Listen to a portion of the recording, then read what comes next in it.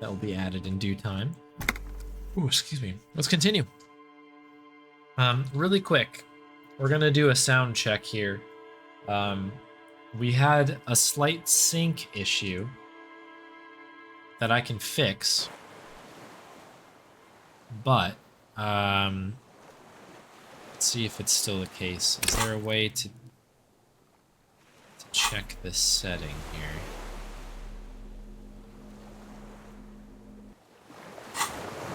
Talk to Cam quick.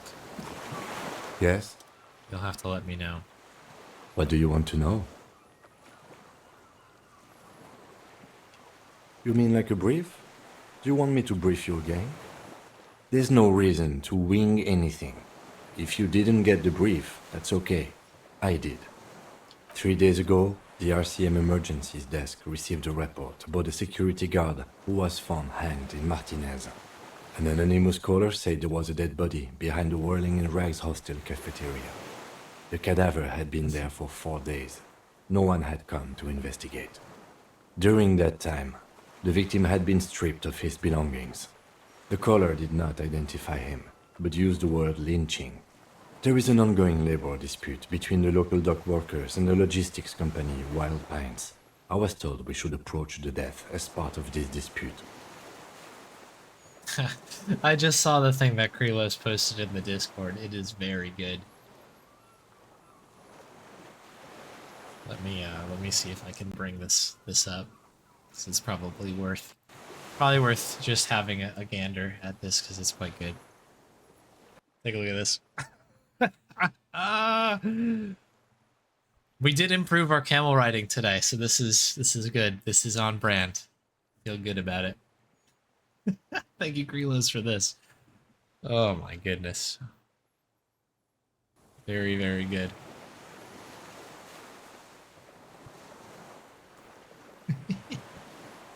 Is the sound okay, everybody? Does it seem like it's in sync? Okay then. Was there anything else you wanted to know? Good. Good. Hopefully it seems okay. If it gets crazy, let me know, and I can make some adjustments.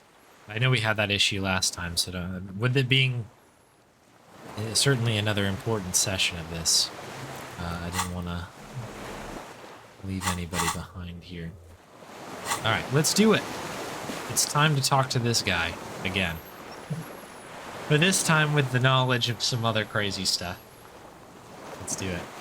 An old man wearing tracksuit trousers leans on the frame stock of his rifle.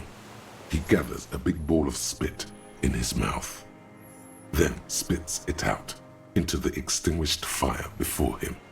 He raises his black eyes, hooded by creased eyelids, to meet yours. So we did do part of this conversation a couple sessions ago, but we're going to go through it again today, since we never went all the way through. Unclouded by cataracts, his eyesight is sharp. He's practically tearing up from spite. Hatred got the best of him a long time ago. This man hates everything. I forgot I should probably have changed clothes, but we'll stick with it. We've got the sweet fawn set up here, along with the frog detective hat. Are you the fire guy? The what now? I can't hear you. Did you recently tell 2 kids to put out their fire? 2 twins. I may have. All sorts of little rats have come sniffing around, trying Rats. to give up the position. I think, let me just really quick check. Okay, so we don't have a level up available, but we are over halfway towards another. The position sounds like a hiding place. Fire guy. Regressive bourgeoisie henchman. Can't even talk like a grown-up. You've retained your eyesight. My eyesight? Yes. Helps me see all the shit. A shudder of disgust passes his right side. His left side remains motionless. Did you close the blast door? I did. And you opened it. How? Ow. I fueled the generator and then used the console. I should have burned that console down. Because you're the fire guy, right? No? Okay, I'll continue. How did you know I was coming? Reactionary rock and roll music. Playing on the water. Told you we shouldn't play sad FM. Yeah. It was not reactionary. It was cool. The fascists were right about rock and roll. It is degenerate. Hip gyrating, mental illness music. Nice gun you got there, buddy. It's not nice. It's a piece of shit. But it gets the job done. The Bell McGraw? It's a Triangong 446. A Samurai rifle. How did you get hold of one? It was sent to us by our brothers in the Sinyao commune. Military aid. He pats the rifle. It has stayed true to him. He can still make it sing. Yeah, what is this? You heard me. It's good now. Like chalk, white from the board. His gaze turns inwards. Alright, so we'll stick to how we did this before. We're gonna ask him to put the gun down. Put the gun down, sir. The lieutenant pulls his pistol from the holster. I think in hindsight I probably wouldn't have done this. But I did it on the last conversation, so I want to stick to it. You are a glorified night watchman. This is a service rifle.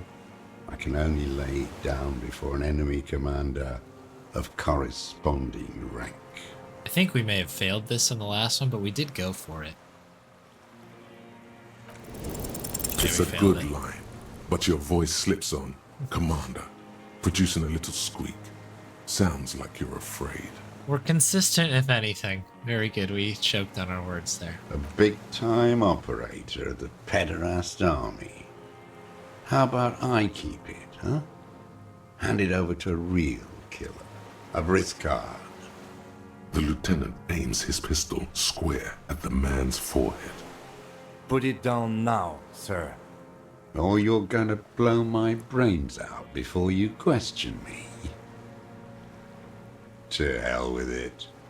It's a walking stick anyway. It's out of bullets.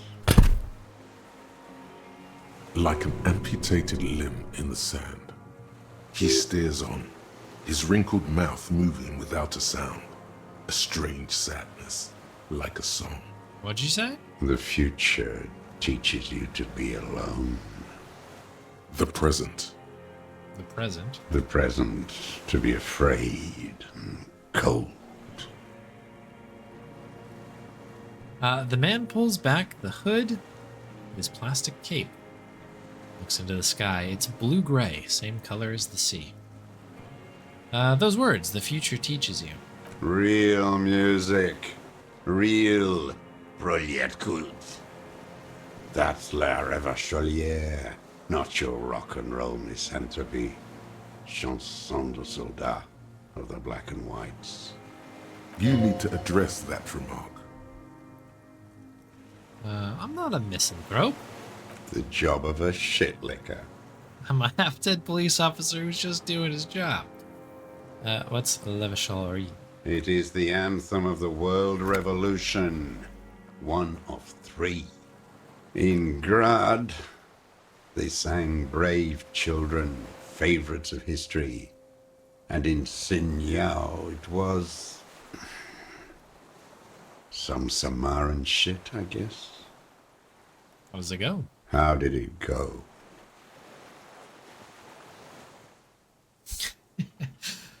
The Eagle economy is booming, for sure. How did it go? He looks at the gun on the ground and shakes his head slowly. Something about shooting rabbits. I don't know. I can't remember. It doesn't matter. It's gone now. I'm taking the gun. His gaze follows your motions. The rifle feels surprisingly light in your hand. Frame stocked and patched in places with tape and wire. Inspect it closer. The rifle's in a shabby state, like a crutch that's seen too much travel. Hieroglyphs are embossed into the forearm, made of walnut. On the butt, you see Vespertine writing, What? burned into the wood.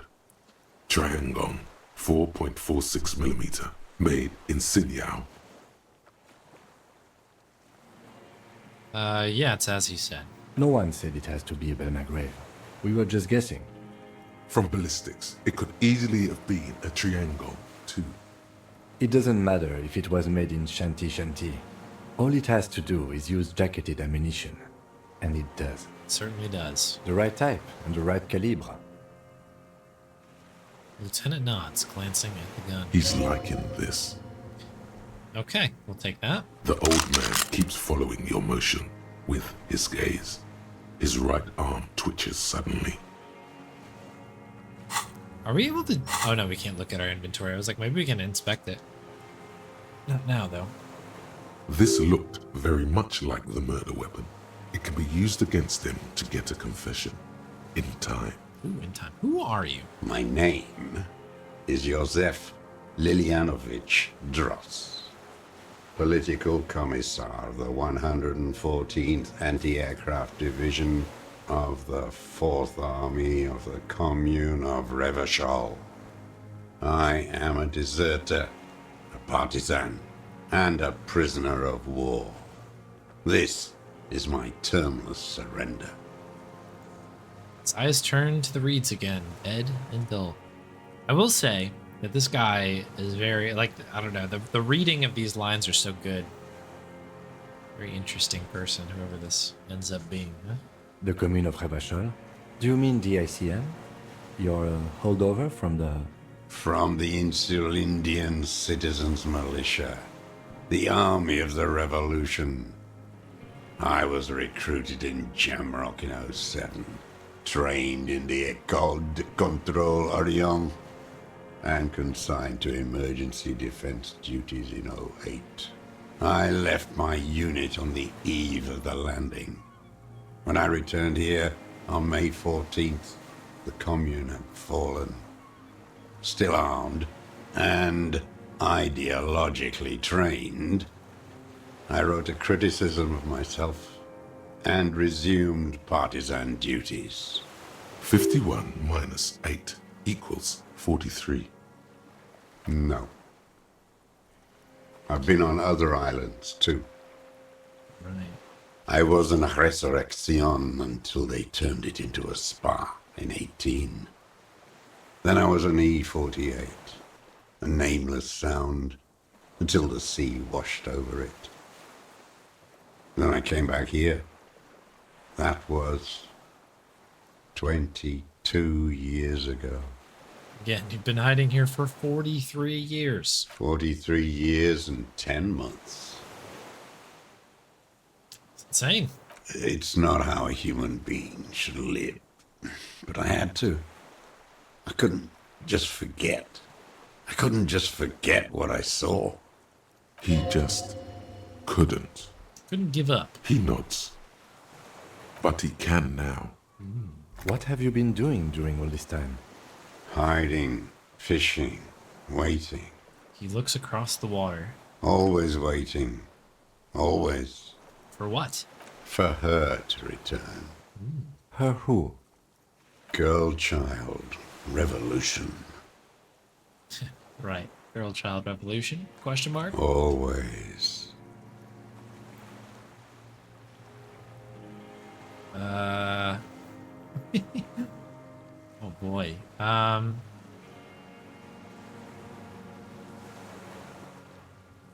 afraid she's gone. The material base for an uprising has eroded. The working class has betrayed mankind and themselves. The historic opportunity for a revolution has passed. It will not come back anymore, however hard I try, whatever I do. You said you deserted your unit. I was just 16 years old, 15 when I volunteered. I had a lapse of faith. And of courage, too. A lapse of faith, you say? You could say I misunderstood the historic role of the proletariat. and thought Mazovian socioeconomics were fallible. For a second, I doubted the irreducible laws of historic materialism. A second is all it took For what? for reaction to take hold. What's reaction? Petty bourgeois terror. It's in all men.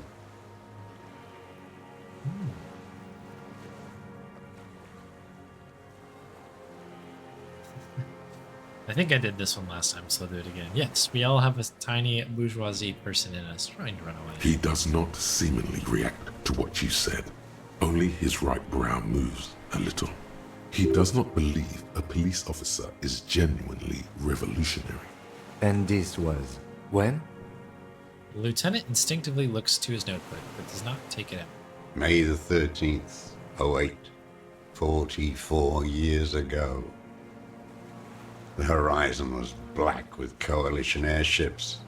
Their petroleum rose to the sky, and it looked like it formed the clouds. Storm clouds.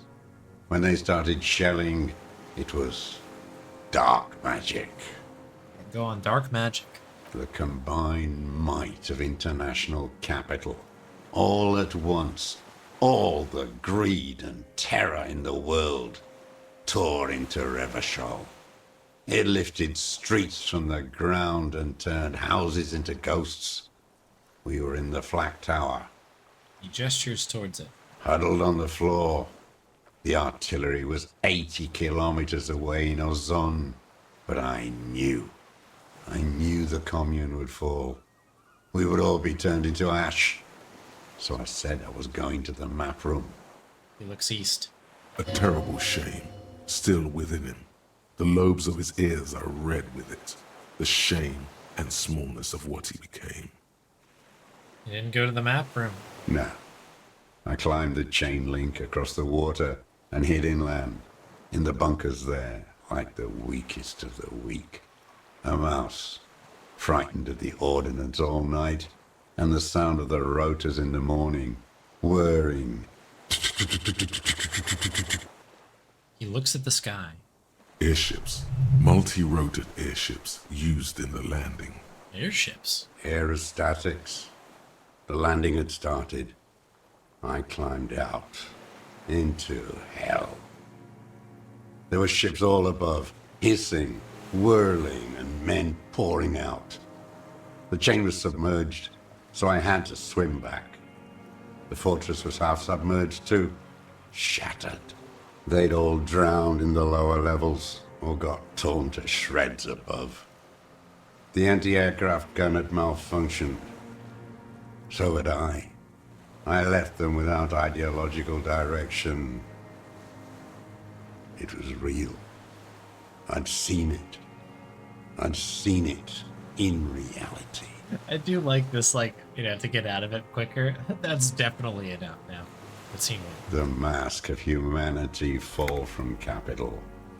It has to take it off to kill everyone, everything you love. All the hope and tenderness in the world. It has to take it off just for 1 second to do the deed. And then you see it as it strangles and beats your friends to death. The sweetest, most courageous people in the world. You see the fear and power in its eyes. Then you know What?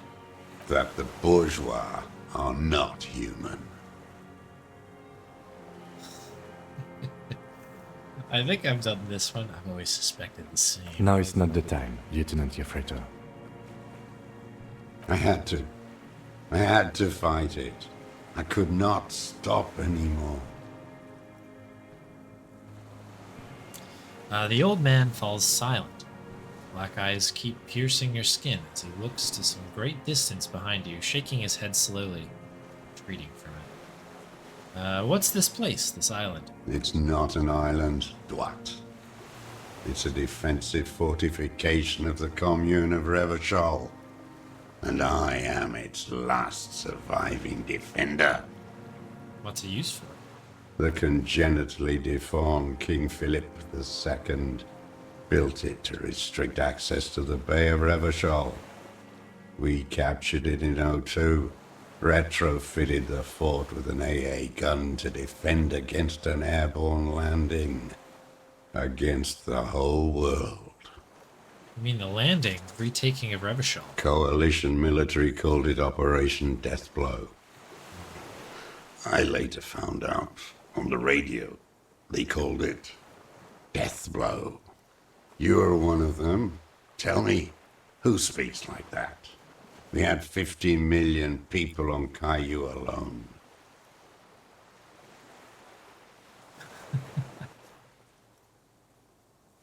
I'm not one of them.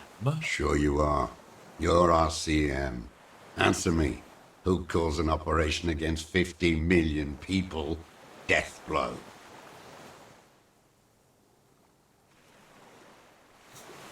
Murderers, I know what you mean. You don't know. You haven't seen it. Iblis, Iblis. the black-eyed angel. He nods. Shaitan Ahura, the Darkened One. So how have you survived all this time? How does anyone survive? I steal. Now hold on there. That's a choice. You could have become self-employed, create the system. I kind of want to.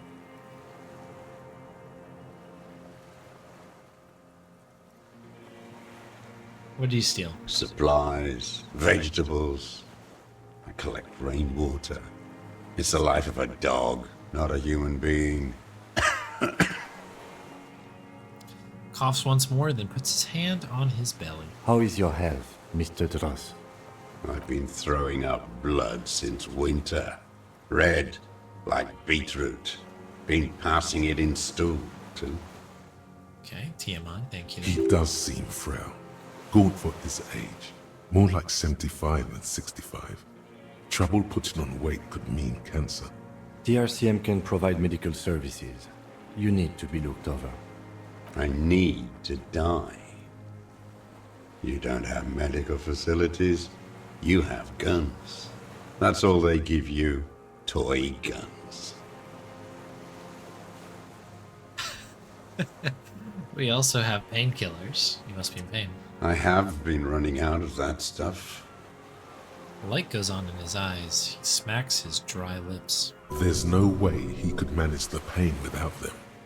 It's safe to say he is addicted to painkillers by now. Okay. Now, you like that Dramamine, don't you? It's the little joys. A dark joke. A sunshiny day. Morphine. So yeah, this is a serious situation. Need to be looked over for sure. This guy is. There's nothing to look over. The triage is in, and it's black. Administer morphine. Moribund. So how have you coped mentally? It seems it's quite a question. I haven't. I have holes in my brain. Years missing. Others filled with pain only. A decade of His eyes roll into his skull and back. I don't even know what. Inferno? Not appreciatively. I also live in hell. At least you know it. The traders of this city turned the lights back on in the 30s, after the fighting stopped. Ruins, glittering in the dark like a fucking merry-go-round. It's disgusting. He looks down at his shoes, his face parched from the sun and the wind. There's a wince of pain in there somewhere. Are they not heartbroken? How could they have moved on? So how have you concealed yourself all these years? It was hard in the Thames. I didn't have partisan training. They were searching for stragglers, those bloodhounds. Floodlights on the water at night. There were posters, campaigns. We communards still hoped, and they needed to snuff that hope out. The East capitulated. Martinez and Coal City were turned to dust. But Jamrock, Forberg, even Coron, and Boogie Street, of course. Of course. Those fucking kips had Marsov coursing through their veins. And others too. Some cordons of Revachol was still fighting. There were cells. I tried to contact them. Soon they all went silent. The frequency's dead. So how did you get between here and the mainland? At night, I used a dinghy. I only went after dark then. When I got to the city, I stayed underground. Patrols, you lot, the commons too. They'd started snitching. In the city, you move underground? From bunker to bunker. Not anymore. No one cares now. I don't even have to hide. They think I'm another antisocial vagrant. I could walk straight into that town if I wanted. He falls silent, his gaze fixed on the shacks huddled together across the water.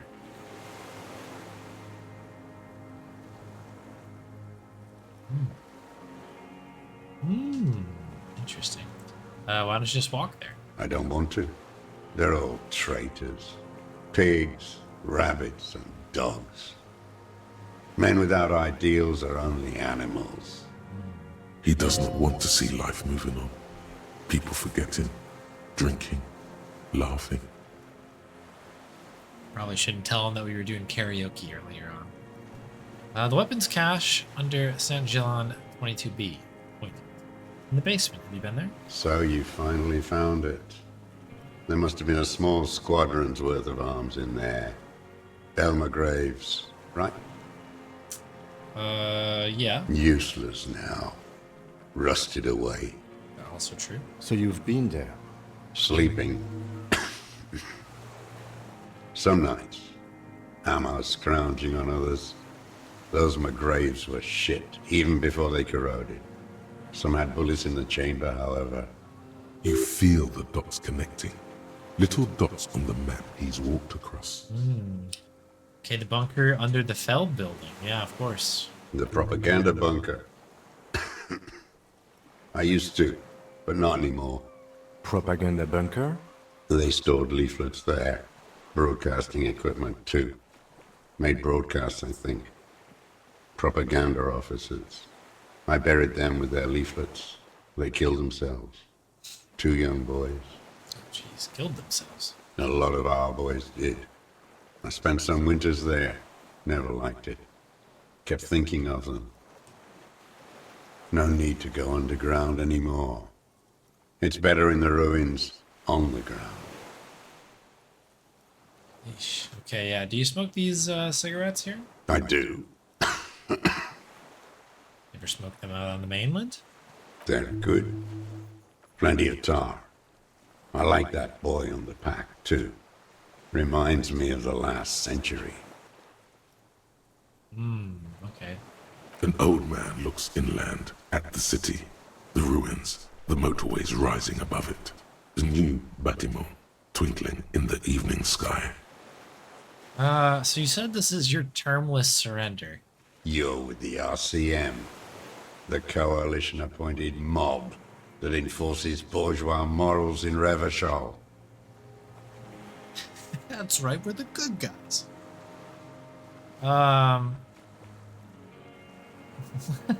Secret plans. Oh, this is so good. Yeah, we're just trying to help people. You're the RCM. You represent the Moralist International, the enemies of humanity who took this city. I represent their adversary, le Parti Communiste d'Insolande. Take me to them as a prisoner of war. I have relinquished my weapon. I can no longer serve. No superiors can relieve me of my duty. You bulldoze them all to a mass grave for trying to free humanity. His hand shakes and he breaks into a coughing fit. A spray of blood from his mouth on the black charcoal in the fire pit. Rene, the royalist on the coast, said,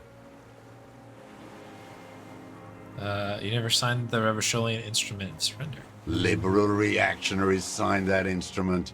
Traitors. who should have been burned alive.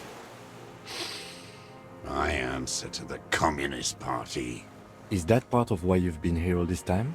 Because the party didn't surrender? He just wipes the blood from his chin. It is insane. I guess it's honorable. Honor is a feudal atavism. My motive is class. Okay, so you're a communist soldier from the communist army. No, I am not a soldier. I am an ideological officer. I belong to the party, not the army. But you said you were trained and assigned to the Defense Corps. Trained in historical materialism, then assigned as a political commissar by the party. These things used to mean something. So what does political commissar do? The old man does not answer. He tilts sick of his us. silver head and looks at the reeds.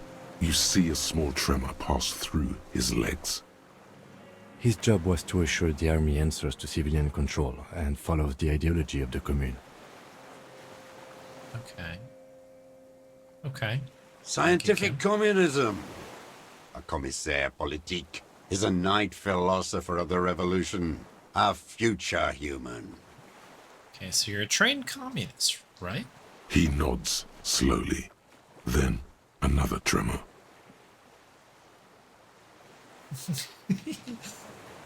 Oh yeah, we have these two answers here. Go with the.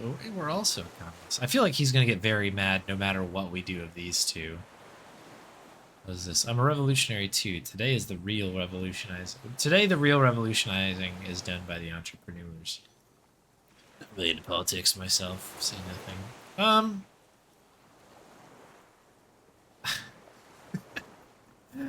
I don't know what to do. I guess we could try to buddy up a little bit with him. I mean, this guy. I feel like this guy is gonna try to attack us. Although he's kind of giving up, right?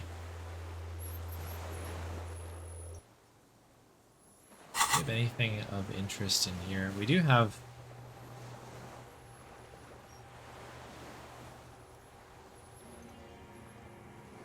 Yeah, we've got this. Who knows? Who knows what to do? I could get real mad if I'm not really into politics. No, I'll say we're communists. No, you're not. You're a liberast. Communist thoughts in my head. Okay, maybe I'm not. What is that? A liberal and a pederast. It's what most liberals are. Yep, that's me. Detective, yeah. we have not come here to discuss ideology. We have come to ask questions regarding a murder investigation. Very true. The old Thank man you. spits into the fire pit. He does not say anything more. A jitter passes his lower body. There's definitely something off with his body.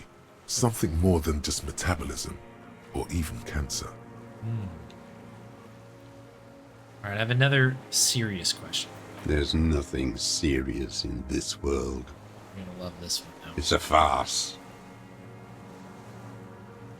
What have you been using the gun for? I've used it for killing people. Here we go. A trail of blood. The lieutenant smells it too. Great. Killing people? It's a gun. That's what they're for. You want a moralist euphemism? Defending your family and your property. I haven't done that. I've used it to kill people. Interesting. During or after the war? Interesting, Kim says. There is no after the war. Class war is never over. So he's continued killing after hostilities ended. Okay. Go in straight. No euphemisms. He doesn't like those. No. Be careful now. Slow and steady does it. Make him repeat it first. Don't mess this up. Remember, he wants to tell you. Get personal. Very conflicted brain right now.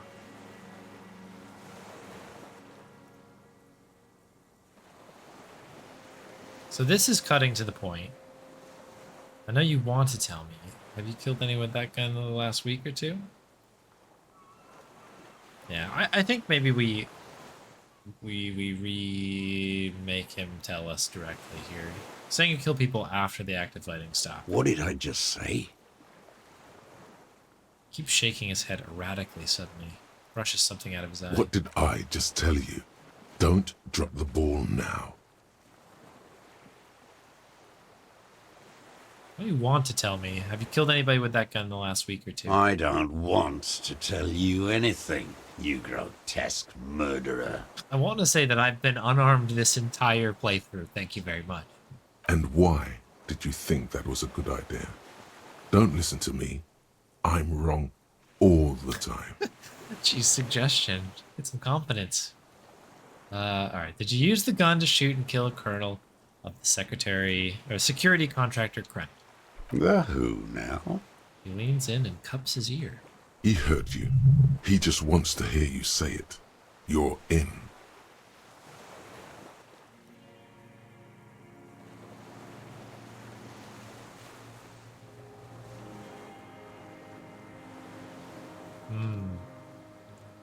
You know who I mean. A beautiful, strong man sent here by the honorable private military. You really can spin this however you want, huh?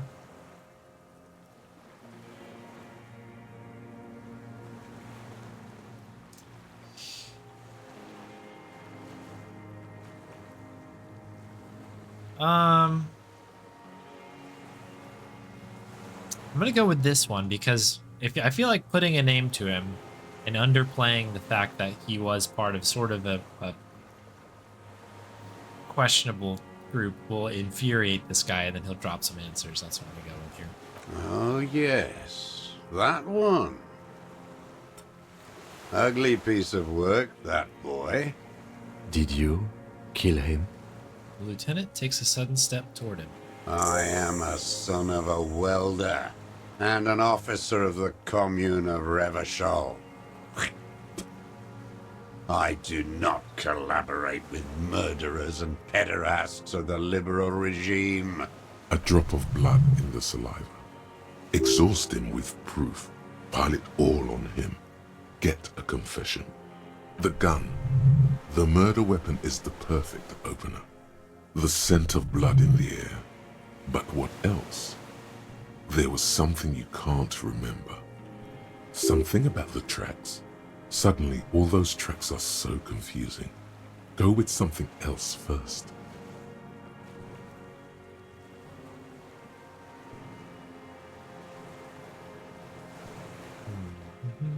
Come on, what am I forgetting? Yeah, we'll ask about the ballistics. The shot definitely came from the aisle. I saw you poking around there, looking for evidence. You're damn diligent when it comes to dead fascies. Did you like the view? You had direct visibility. There are embrasures in the concrete, specifically meant for a top follower to use. And you had a long-range rifle in your possession. The lieutenant softens his voice. You've been here a long time, Mr. Dross. Too long. You clearly need medical aid. I'm ready to die. I've done my part. He's practically admitting to it. Dead fascists for fascists. Done his part. Just one thing remains unclear. The rifle does not seem to have a scope.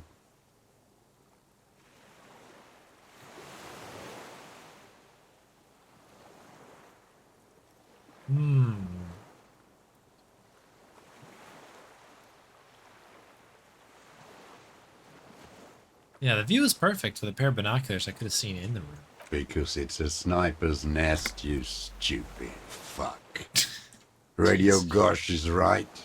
You have worms in your brain.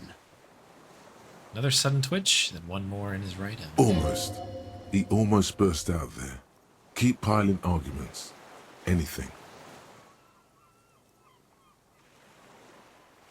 Okay, sure. What am I forgetting? Wait, here it comes. The goddamn Maybells. The dried Maybells on Clausia's roof. My head hurts now. Oh, yes. There were Maybells in the grass when you got here. They're revolutionary symbols from the war. Nowhere else. Nowhere in all of Martinez have you seen them this spring. Wait, don't forget the footprints. The diagonal prints in the dust in the secret space behind Classia's bedroom. Now they're gonna come up. Of course. Thank you, Head. Thank you. You got it. Remember, the boot prints were like no modern soul. Maybe don't beat yourself anymore, though. You're not immortal. Yeah, we'll ask about the Maybells. Damn Maybells. The whole island is turning white with them. He seems tender suddenly, nostalgic even. A strange mood swing. So many this year, too. The spring is coming. No, it's already here. Wash the filth away. I've only seen these, or haven't seen these flowers anywhere else in Martin. It's only here. They blossom on the islets before we fertilize them with our blood. Resurrection was snow white in May before they ruined it. The coast, too, before they piled their containers on top of it, filled with broken, useless trash for fat-fingered bourgeois children to play with. You must get around a lot to stay undetected all these years. Do you know any secret paths? Pinball workshops? I may. Curious tremor passes his face. A young woman named Claudia. Ring any bells? These dried flowers are behind her window. Classier. He knows her, but hadn't heard the name. Yes, you hadn't heard her name, had you? My ears don't reach the city. Alright, you know her, right? She had intimate relations with the victim, the mercenary. With the victim. Sure. He turns his sight from the whitening field of flowers and falls silent. Then the muscles in his jaw twitch, a spasm. Almost. But you need one more. Just one. Or maybe two. Alright, the boots. What kind of shoes you wearing? Everything is brands with you individualists. Who cares what brand my shoes are? Sansa? Some shit. Show me the soles, please, Mr. Doras. Fucking imbecile. The old man stretches out his leg. A black and white spiral pattern covers the sole of the worn-out running shoes on his feet. The maker is Sensorique. The model is Corbeil, and the size is 43. These are not the unusual horizontal pattern soles you saw in the dust on the floor of the hidden room. They do, however, seem to be about the same size. I guess perhaps he's changed shoes. He's stealing stuff all the time, I suppose. The size fits, but not the sole.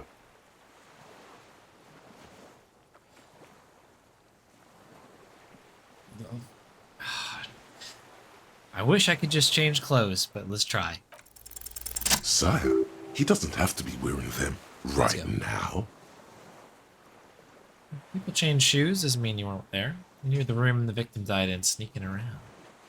Racking those brains, are you? Desperate to report something back to your masters?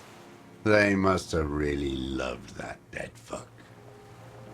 Not the soul, yeah. The lieutenant gives you a quick sideways glance and nods to acknowledge. The prints were his. You can see it in those eyes. He can't keep them from flickering, looking for something. The old man stares at his own prints in the ash around the fire. Silent suddenly, some strange process within him. A gush of wind. Seagulls in the distance. You've almost got him. Just the last little push.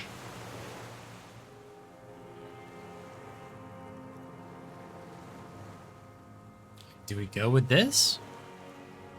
Gun. Not a lot of guns around that use military-grade ammunition, are there? It's a real gun. Not like your musketeer pistols. Or my giant pry bar thing. You look like imbeciles. Why don't you ask them to give you real weapons? Going against automatic rifles with these toy guns. Of course you got those boys killed. Damn, he saw you. He's watched it happen. Oh boy. He would have a good view of the tribunal from here. It's not just empty boasting. So he saw you. Okay. So what? Don't let it divert you.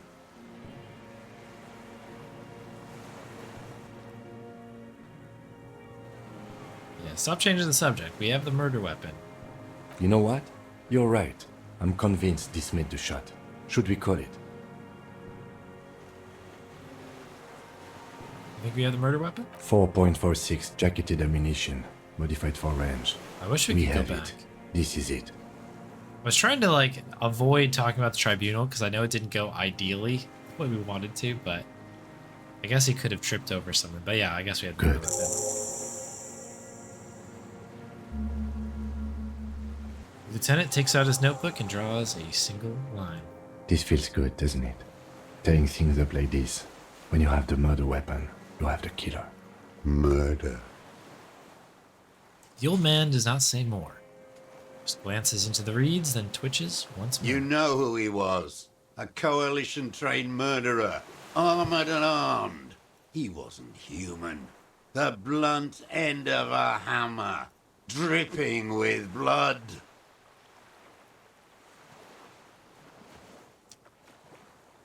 Yeah, I mean, he was a killer, true. But he's under the protection of law. He also had a terrible upbringing. I don't know. This is a confusing situation. There are layers to this onion. Beating us to the ground. Moaning with joy. You hounds get so thorough when a company-trained killer dies. I haven't seen you on this coast for 40 years. You know, maybe I should have killed one sooner. Got your attention. Now you stop beating druggies and prostitutes in your basement. Now you come to investigate. Not when they die by the hundreds. This is it. Shot him. Shot him. Say shot him, not killed him. So you shot him? Oh, the inhumanity. One paramilitary less in Revachol. You can almost see him squeeze a tear out of his eye. His fists begin to tremble from The anger. lieutenant raises his right arm to hush you. Hush. He does not need to be pushed anymore. The ball is rolling. Okay, hold your breath. I had them in my sights. Both of them. Him and the whore. I was breathing with them, in phase. And I pulled the trigger and flew on the air until I landed in his mouth. Begins to smile. I didn't think I had a shot like that in me anymore. I did. I saw him kneel there with his mouth full of death, and that stupid look on his face. And his dick still in her. And then what? Nothing. I went to sleep. Next morning there were Maybells everywhere. The world was white, or what's left of it anyway. My last spring here. I knew the fascists would come to avenge their own. And so they did. Mr. Dross, are you aware you're confessing to murder? Lieutenant asks after a second of silence. Yes. A single word is all he gives. And you were Hello. looking at them, the victim and a young woman, having sex, through the scope of your rifle that night, before you shot him? The lieutenant takes out his notebook slowly. Very slowly. The old man nods. Why? Because that's what they were doing. He shrugs, then smacks his lips. The motive. This is where the motive is going to come from. Pork steak or dumplings and garlic chicken. It sounds delicious. You can coax it out of him. The lieutenant's preparing the ground. I don't understand. Do you, detective? I don't understand this part. Why were you looking at? I'm always looking. He cocks his head to the side and turns his eyes to the city. Another tremor passes his right side, lower in Are intensity. you always looking through the scope of a rifle? I'm just trying to understand. A rifle scope has the best magnification. I'm gonna buy you a manifesto. Helps him see all the shit. All right. Good And point. if you don't like it, Click. Right. then you pull the trigger. Yes. Think of it as a form of critique. He will not stop now. These dialectical materialist types never do.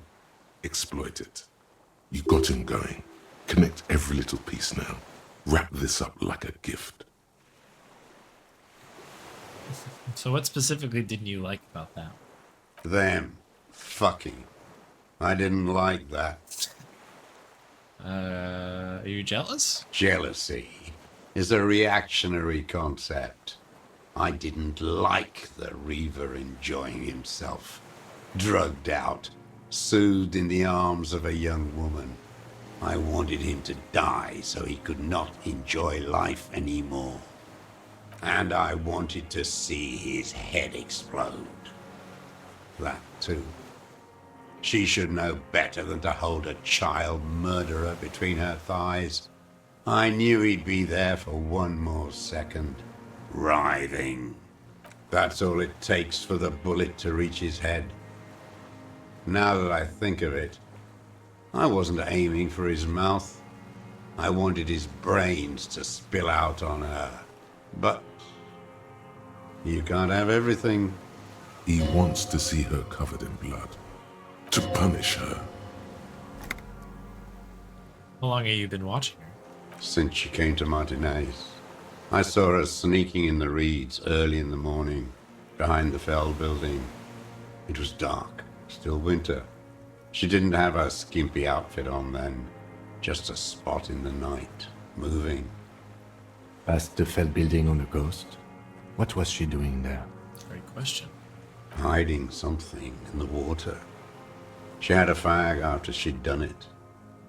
I was up in the ruins there. She couldn't see me, but I could see her, smoking. She was nervous, but not scared. Her passport and tickets to Villiers. And from there to Cachet Brut. Kind of hidden container on the coast. You looked into it? Yes, after she'd gone. It was a submersible. Well made, actually. Sloppy. We should have gotten her to tell us about this. Did you take the documents? No, I put them back. Why would I take them? I'm not going to foul. Oh, I mean, Moving on, did you continue to watch her after this? I did. She had a face like an archipelago with those birthmarks, and a body hard and lean and bruised all over, black and yellow. I could see she's taken a beating. I could see who she was, too. A spook, on the run. Revachol's the cloaca of capital now. All the bagmen and arms dealers end up here to do drugs and have sex like animals. You could tell she was a spook from the documents? She had different color hair on the photo, and glasses. Forged. Some sordid bourgeois affair. I've heard about this kind of thing on the radio. The bruises. You can't make that out in a scope. You could see her bruises through the scope of a rifle? You can't see bruises through a scope. It's just a blur.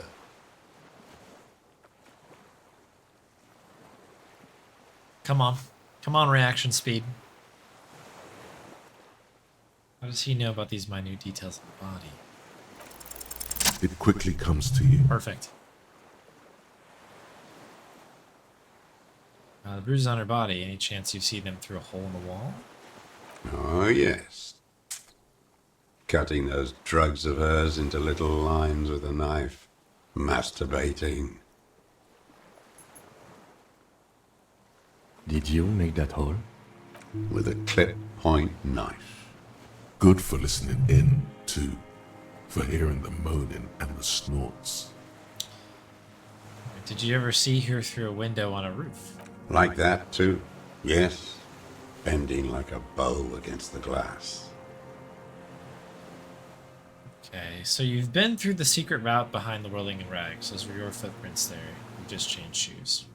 I've been through all of Martinez, every nook and cranny. That too. Yes, that too. The things they did in that little room. What she'd do to feel good. Funny the way light works. How dark it is now out here as well. It's kind of creepy for 10 p.m. You turn it on inside, and it gets so dark out, you can't see a man looking in. I learned that in the 20s, when they were still hunting me. I've seen people do some shit, but... He keeps shaking his head. Those two took the cake. You hear the familiar scribble of the lieutenant's pen. A quick glance at you. One more loose end down. We're doing this, detective. How did you get in there? The hidden pinball workshop. I can just walk in there now after a good wash. I told you, they think I'm an antisocial. Closing hour is a good time. The kitchen's empty. You had to open the steel door in the kitchen? How? I got that open a long time ago. Some bourgeois game merchant lived there. I don't know, 15 years ago. He left spare keys all over, and I took one. Then I saw her turn the light on one night in my scope. Wanted to punish her, so you killed him. Feelings for that woman. Well, I guess all of these are true, probably. Your feelings. There's nothing to hold on to. Only this. It's not enough. No worries, Summer. Yeah, get some sleep. No worries at all. It'll be on the VOD. The VOD will be up very soon. Actually, it'll be up, I guess, if you watch on Twitch right after. Sleep well. And nice to see you. The coals of his eyes glisten suddenly, like stones dripping with water. Is he crying? Man needs to feel something else. It helps if you have your eye on something there. Something pretty. It's weakness, I know. Have there been others? Yes, over the years. It's not unproletarian to feel something. That's why you left the dried flowers behind the window. No, Why then? I don't really know. I was there one night and she was crying, like a child, in the corner of her room on the floor, like she does sometimes. When was this? The day after I killed him. You brought her Maybells. Yes, I don't know why I do the things I do anymore. Wanted to console her? Wanted to manipulate? Manipulate. Maybe. I told you, I have holes in my brain now. I wouldn't just sit here waiting for you. A sudden pang of rage. If you came 10 years ago, I would have killed you. Wipes his eye. In the silence, the lieutenant draws a line in his notes, then nods at you once more. One more down. Easy. And I'm glad Archie dies. This is an amazing conclusion so far. It's been interesting. You wanted to punish her, so you killed him. She practically breastfed that man. You wouldn't believe the things she let him do to her. He shakes his head and stares at the ashes. You stare at them too. In your mind, her innocence day still turns to leaf. Airport bag in hand, silks flowing in her wake. The dream. See you tomorrow, Harry. Her voice rings in the evening air, burning. Men are insane.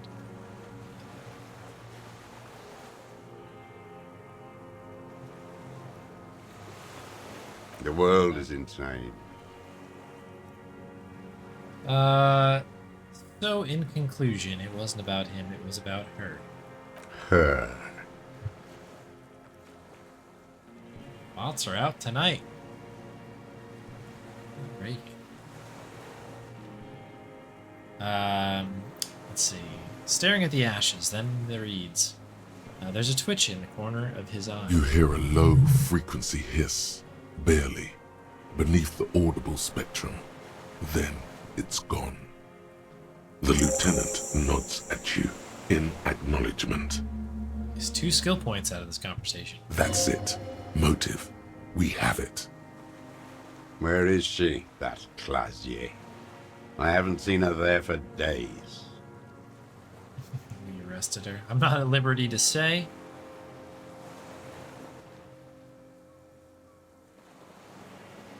We don't know. Good for her. That girl kept staring into the scope, you know. In the end, this last week, kept staring at the island. At night, crying or smoking on the roof, like she knew I was here. It doesn't matter. He knew she knows. She was looking at the island, figuring it out, day by day, cigarette by cigarette. We could get more. We've got him talking. Who knows what he's seen and done over the years? You could get more out of him. He likes talking. Enough. Take him in. Bend his arms behind his back and end this. We leave him to stay put? I ain't going anywhere. Because I want to change and try that red check. Honorable one, you have accumulated a substantial amount of honor points on your life path. You are a man most virtuous. Oh, there are honor points? Of course there were honor points. Did you think no one was paying attention to all of your honorable deeds, honorable one? Try my best. Oh, the modesty on this one. Another 10 honor points for you, sir. You are on the fast track to becoming one of the rarest, most revered of all police officers, an honor cop. Is honor sort of an archaic concept? Living in the name of virtue and doing noble deeds while expecting nothing in return is not archaic. How can you even think that? Honor cop. Selflessness forms the basis for the warrior code, an ageless code, as fit for nomadic Ilmaran tribes traversing the vast red plateau in Provincia Gordi, as it is for your neighborhood postman. A warrior code, you say? Yeah, a little bit. No. You see, you're putting the needs of others above yours. You get nothing in return, not even praise. You always get the short, noble end of the stick.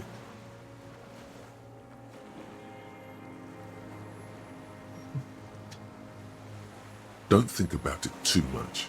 Just say it. Are you ready to get knee-deep in honor? Yeah, I don't think You continue to display such humility. This is to be admired. Refusing praise for your like we're in personal it. integrity is most honorable indeed. No, you're not a sniveling shithill chasing imaginary karma coupons. Not for this, nor the afterlife. Fuck this honor shit.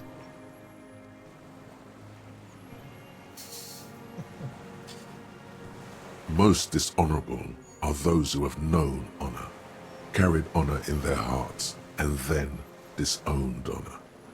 They are the honor fallen. You brought much shame on your family today. Your name will forever be tarnished by this most shameful jeez. of deeds. Be forever banished, shameful one. Didn't get that, I guess. Okay, so we have a, what is the check? I should have remembered. The old man stares despondently Composure. at the logs. It's So I don't think we have much in the way of composure as far as clothes go, unless there's something new. We do have some new stuff that we picked up at the last minute. I know we've got like a pair of pants, I think. Yeah, these ones. Composure.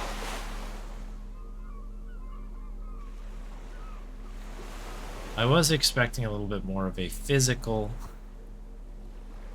situation, but the jacket has some on it. Oh, the shoes as well. Apparently we have more composure than I gave myself credit for. Now that I remembered. Minus composure. Okay, cool. Okay, that'll do a little bit for us. Let's do this check. The old man stares despondently at the logs. It's like he's forgotten you're there. The one thing I forgot to also do was we can put a point into composure as well.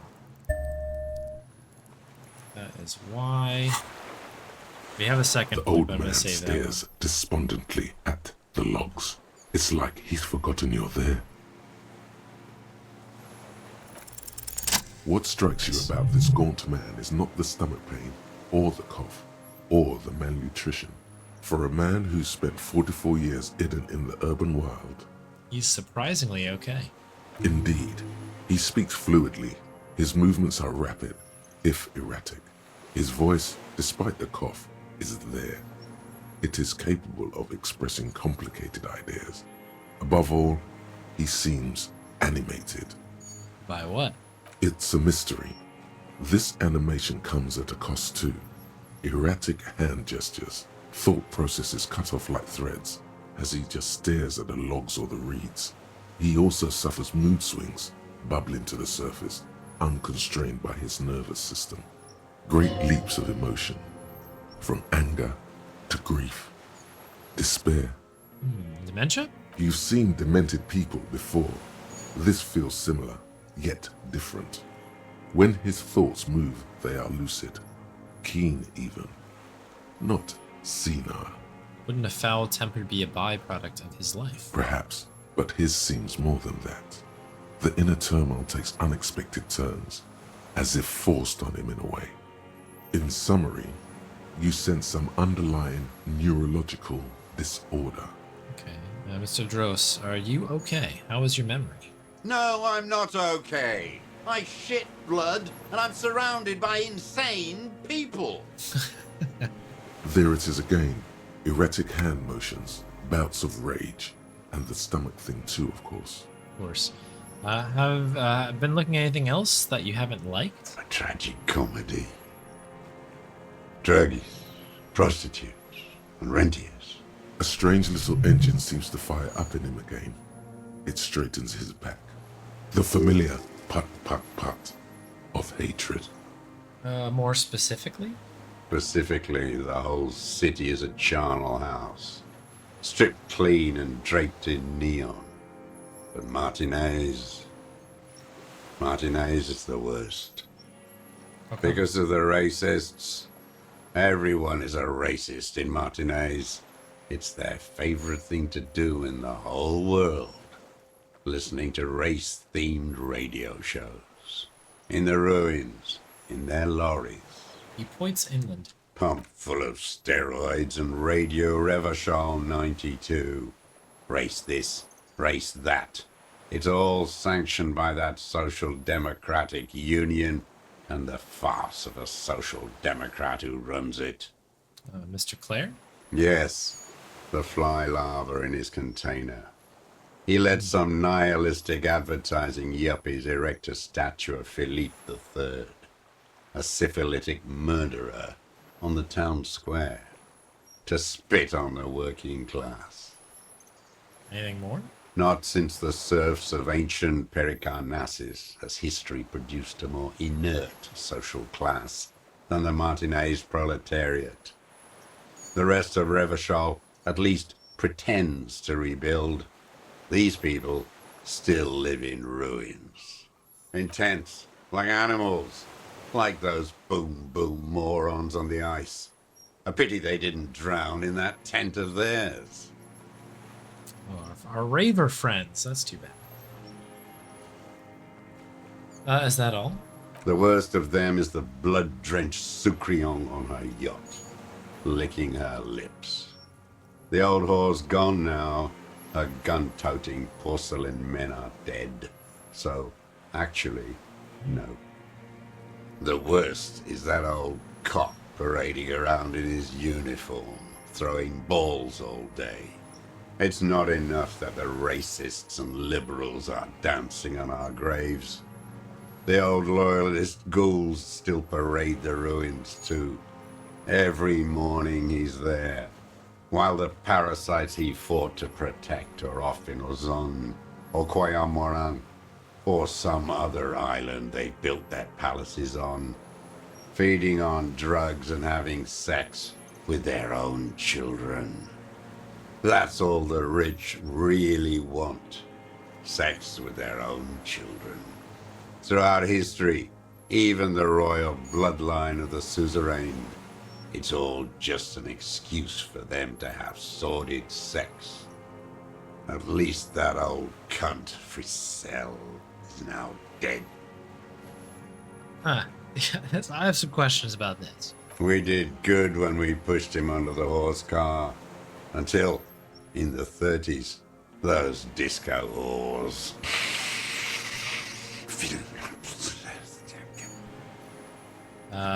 You cannot make out a single word. The disco whores are too much. Hatred shuts down his brain's language center, leaving only a nonsensical sputter. There was something about the statue and nihilistic advertising agency people might be worth investigating. Yeah, that would be good. We'll start with the disco horse, though. Horse. That's all he says. Even that word has to be pushed through his teeth with great force.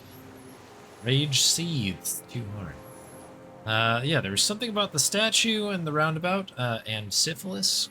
Syphilis is a disease Philip III contracted in a whorehouse. The statue is an abomination. Abomination. The bacteria entered his brain and made him squander trillions on sparkling wine, cocainum, and monuments of himself. His son, Philip IV, the insane, contracted syphilis in the womb. And he still went on to govern Revachol for 25 years. We lost 2 million lives toppling that mode of government. And those grotesque statues, too. Hundreds of them. Still there. What a keen remark. Yes, it is, isn't it? It's still there. Do you know why?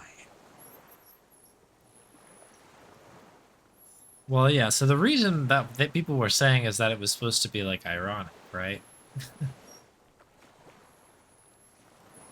So I guess cynical advertising yuppies erected a deconstructed version of it. That's right. Some advertising cockroaches erected a cynical deconstruction of it. We tore it down with honest working-class plastic explosives.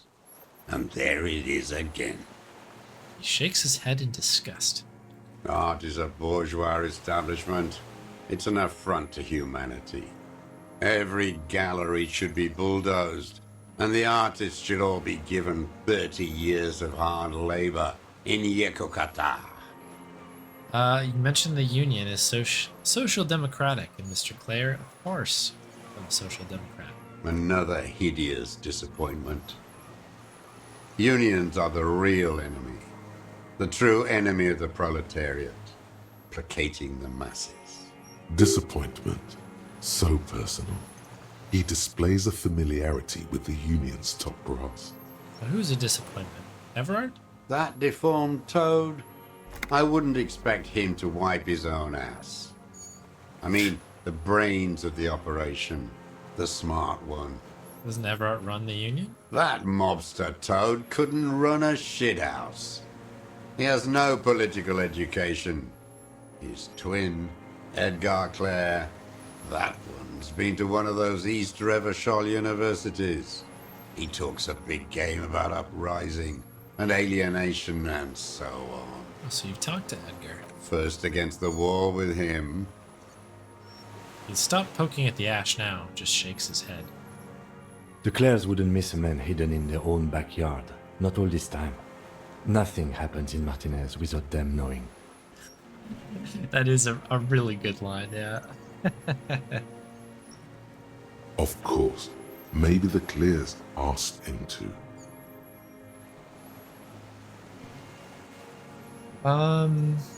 Have you approached them? I haven't approached anyone. I hid. It was Edgar who came to me. How did he know you were here? He didn't just stumble in like an oaf. He figured it out. Some kids told him about a monster on the island. I told you, he has brains. Points to the path leading to the tower. Stepped right off the boat and walked down where you came. I even kept the door open for him. Thought he was a man of the left. Wouldn't rat me out. I was right about one of those things. When was this? 20 years ago. Neither of them could walk now, could they? They were less fat then. That's around the time the Clares came to power. Interesting. What did you talk about? Edgar did the talking. Paid his respects like I were a fossil in a uniform. Offered platitudes about the struggle. Flaunted his pink degree. Even quoted Marzov. Never trust a social democrat who quotes Marzov. Oh, and charity too. They love their charity. Offered me blankets and social housing. I still have the gas cooker he brought. He let you be here. Let me be here. The ZOC is an unlawful successor of the Commune of Revachol. We took this fortification from the Loyalists. Even the Clares understand this. They let him be here. Understanding was a courtesy. But why such a courtesy? This is very interesting, this little twist here. Mr. Dross, did you kill the Krenel mercenary for the Clares to incite a riot? You know why I killed that fucker, Dwat. As to Edgar, I'm not doing anything for that swine again. Again? What have you done for Edgar before? Tried teaching him some Marzovian socioeconomics. They didn't stick. We parted ways. Okay, he didn't do the hanged man for them. But he's insinuating something. Yeah, there's something else going on here. Yeah, let's go. Red check. Come on, logic. The connection comes to you like go. a splash of cold water. Dark, cold water. I'm glad. I really want to get to the bottom. I'm really enjoying this convo. 20 years ago, when you met Edgar, the Clares didn't run into the Union, or didn't run the Union yet, did they? Hey. They sputter from the old man. He acknowledges it. Here we go. A twist behind the dark bend. Who did? That bourgeois cow. Tiffin Holly was her name. Licked the rich man's hand every time he came to town. Never seen a labor leader so hot on mutual cooperation. And money. She liked that too. That Holly was a real bridge builder and a deal maker. His eyes glisten suddenly with hatred. She was also a woman, wasn't she? Like Klasia. She was. And she was real soft on those money men.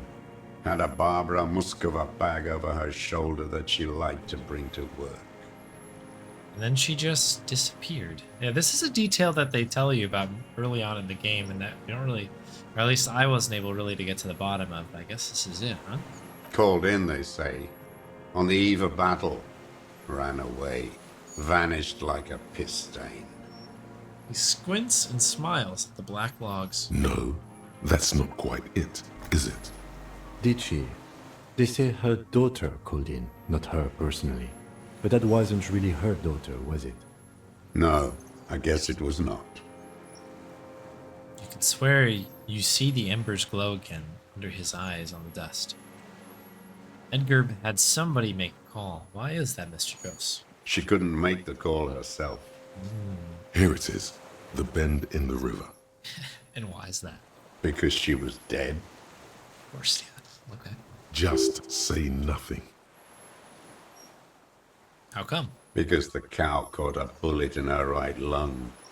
Fell into the canal, grasping her tit, and drowned. Or bled.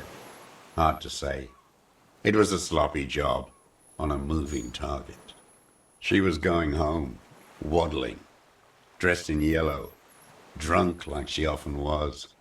The ruins were black around her, and she had a yellow leather bag under her arm. She tried to cross the canal, heading home to Grand Couronne or Betancourt, someplace like that. where they build those new bâtiments for the people who flourish in the hell around her, and the ruins. You shot her. Someone shot her. Or maybe the cow just fell. My memory is full of holes. All I know is nothing changed. Not in the material base, not in the hegemony. There was no uprising. Just words. The Union fizzled, sogged. Nothing came of it. Nothing. Edgar didn't keep his part of the deal. If you were to testify to this, give the RCM something on Edgar, you could walk. The lieutenant says in a voice even calmer, as if it were nothing at all. We would strike everything you've done and process you as a POW. You were in a war. You were on assignment. We could even extradite you to the Samaran People's Republic. A degenerate worker state. Goat shit. No, thank you. I'm Revacholian. My days are short. I will rot away here, in a moral intern cell. I will not testify to anything. Okay, that's it. Point to your head, but I know. I was gonna say, but you did do it. I saw it happen, and I liked it. That's all I have to say. I didn't live and fight for 40 years to end up as a collaborationist.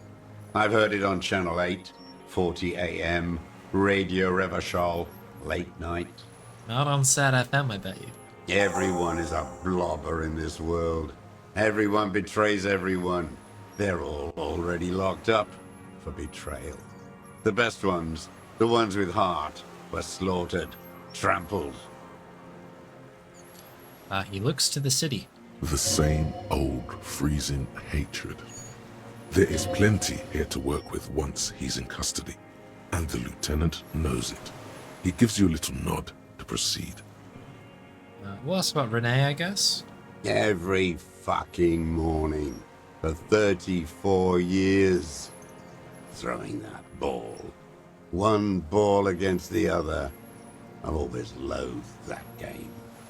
That is not a working class game. I don't care what they say on Radio June. Royalist ghouls played like it was life itself. Click, clack across the water each day. And that uniform, like a parrot's plumage. I won't even mention that he's a traitor to his race. A Patank maniac race traitor. I don't know about I remember him. I remember him from La Noce. Not him, personally. His make and model. There were tens of thousands of them. I thought we took them all out before the Liberals came to their rescue. We missed one. That one. With his shaky finger, he points to the city towards the crater near the plaza, where a lonely pine tree stands. There doesn't seem to be a single person under the pine today. Not even Gaston. Alone. There's no one there. Fat and plump. Like a pheasant. Just begging to be popped off. Please, Mr. Truss. Shoot me. You'd like to kill him. Not yet. I like to look at him strut around, place the crosshair on his medals, right on his face, and just fiddle the trigger. Think about it. Let the bomb melt in my mouth. Save the treat for later? He is a juicy bonbon, that one. A real treat for the black day. The blackest. When I put that gun in my own mouth, I think, no, don't waste it. Put this lead in that cock, Rene. For the boys he killed. And then I look at him throw those balls, and I suddenly feel better. I even hid one bullet, so I'd always have one for him. Haven't seen him around lately, strutting around. Must be down with arthritis. I hope it hurts like hell. I hope he sweats blood. Hearing it may destabilize him. You sure you've gotten everything from him?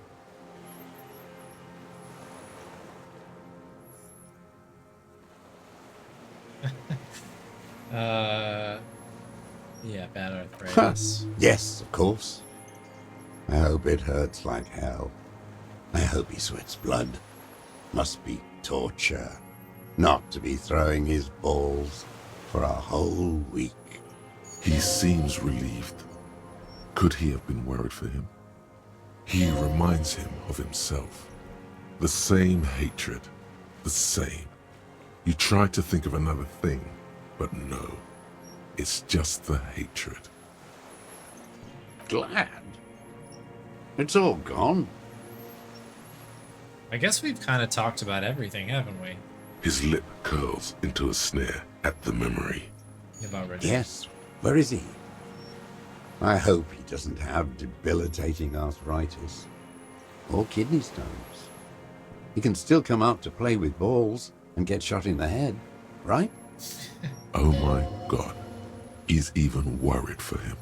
So he has passed. No. Just kidding. I waited too long. I waited too long and now he's dead? I'm sorry, Mr. Dross. I understand you knew him for a long time. They're all dead now. Fuck it. If he really wanted to kill him so bad, he would have done. There must have been 1,000 black days on these islands. His health ailing.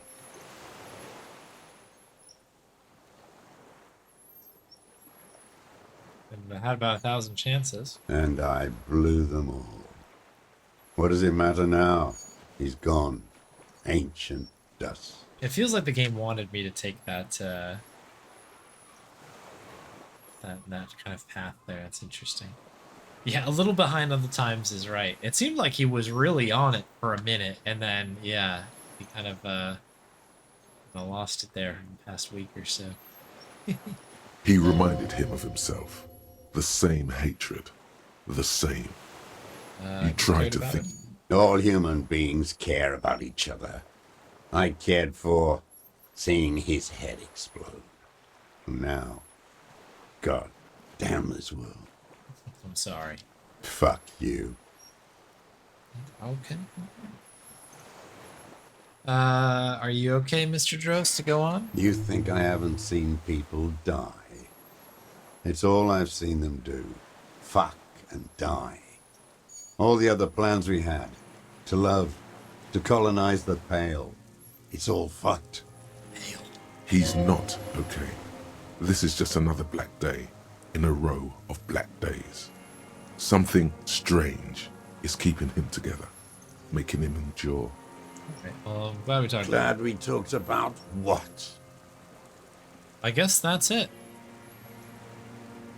Is there anything else for us to go over? What's in my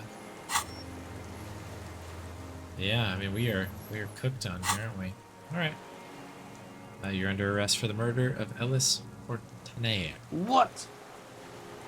But you said I would be taken to the...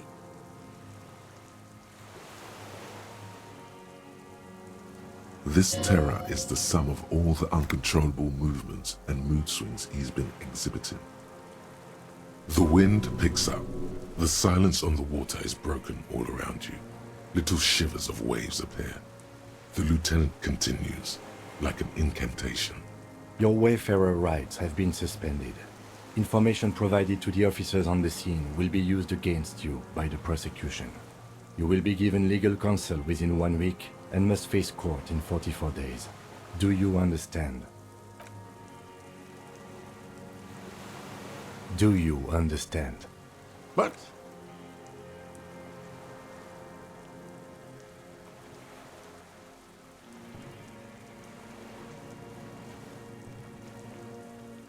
No, I don't want to. I have to stay here. Notes at the reeds, eyes submerged in growing terror. He's sweating. Beads are forming on his forehead. Your confirmation is not required, sir. Now on to the boat. Hearing. Does it have room for 3? Listen. There it is again, to your north, as it has been since you came to the coast. The reeds whisper, stalks rubbing against each other. But then, in the middle of it, Is it the cryptid? What? Something completely different. It sounds like a bow, very slowly being drawn against the strings of a violin. A very small violin, made of reeds and rushes. Maybe there is room for 3 on the boat.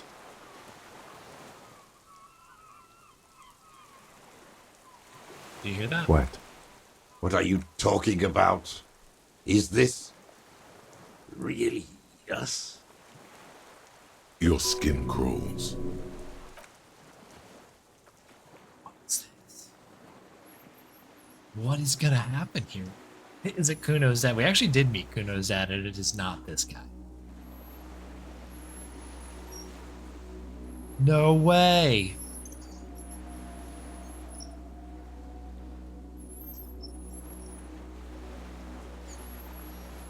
A delicate tangle of arms and legs unfolds from the reeds, limb by limb, to then just stand there, moving its scythe-like arms in ghostly silence. Oh my goodness. Well, I feel a little bit less crummy about not being able to catch this thing in a little tiny... Like, the traps were never gonna work, right? This thing has certainly... I don't know, outmatched the cryptozoologist pairing, or really trio, I guess, if you count all 3 of them. This is an interesting. This is good. This is very good. Yeah, what? We don't want to ruin the moment, right? Blink. It's still there, an unfolding mechanism of reed-like chitin, hovering in place. What are those? What is that? What are you talking about? A giant stick insect. There's nothing there. It looks confused. The stick insect is over 3 meters tall. It looks straight at you with its tiny pinprick eyes and its grotesquely small head. You feel your legs shaking under you and your gun hand move to your holster, but you don't have a gun. There it is. I see it. Tell me what you see, damn it. I can't make out one small thing in the reeds. Kim, tell me you're seeing this. I can see it. 4 simple words, thank God. If he can see, then you're not insane. It's a thin line these days. But that means it's really there, spinning slowly, in absolute silence, its limbs long and slender. Be very, very careful. The lieutenant whispers, then takes a step towards the giant arthropod. All right, let's just make a save here, perhaps. Let's just begin with the save. I'm gonna put it here.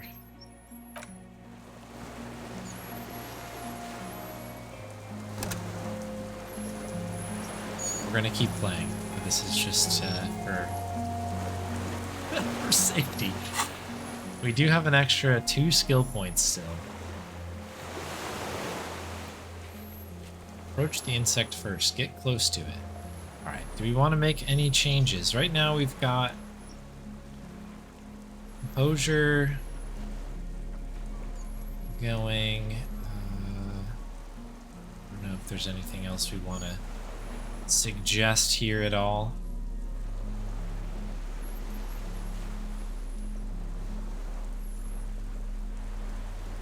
No, maybe we just roll with it. The creature stands on long stilt-like legs, antennae hanging from its head like a woman's hair, white and curled at the tips. It is no more than 5 steps away from you. Reed-like tufts stick out of its joints. As the insect moves its forearms, it produces a faint hiss, like a reel-to-reel machine spinning after the tape breaks. The hiss is different from the strings you heard before. It says something else in a lower pitch. Oh wow, look at all our pluses here. Lena's childhood experience. Corpse will be marked by stars. Miracle way out west. Leave the pheromone on thick. We knew this was going to be good. Um, let's listen.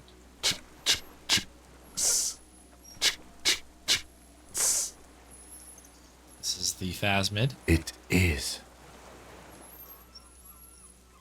The lieutenant whispers behind you. You hear the familiar ring of his jacket unzipping. Slowly, painstakingly. You glance over your shoulder. The lieutenant holds a piece of milled aluminium. He begins to pull it open, extremely carefully. It's the camera. Are you sure you won't scare We it need a off? photo. No one will believe us. Continues to pull the lens open. From the corner of your eye, you see a sudden cascade of motion ripple through the phasmid's limbs. A series of ultrasonic clicks fills your ear. I think maybe we try the check, yeah? I won't be one of those fools who didn't take a picture. You stop fiddling with the camera, but does not You put it down. see the phasmid turn to him, its mandible antennae reaching out. Its motions are quick, sudden. Just listen to Shh. Okay. the lieutenant puts his finger to his lips and The nods. spindly mechanism turns itself back to you, its antennae taking their measure of the air. All right, come on. Slowly. I was gonna say like we should switch some, maybe put electrochemistry on, but 97, come on, right?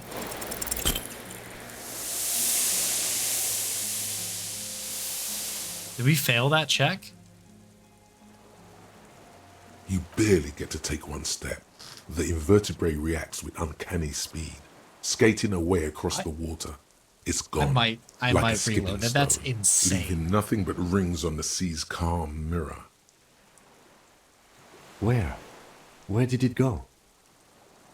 Come on, you know what I mean?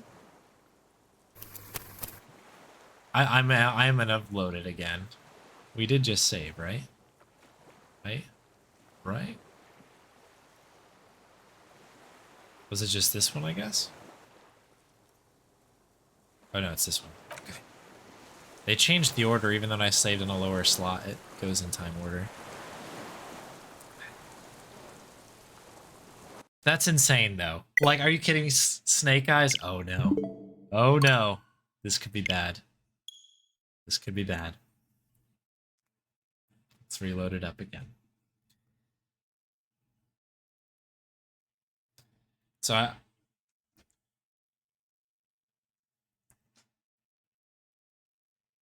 we'll see what happens here.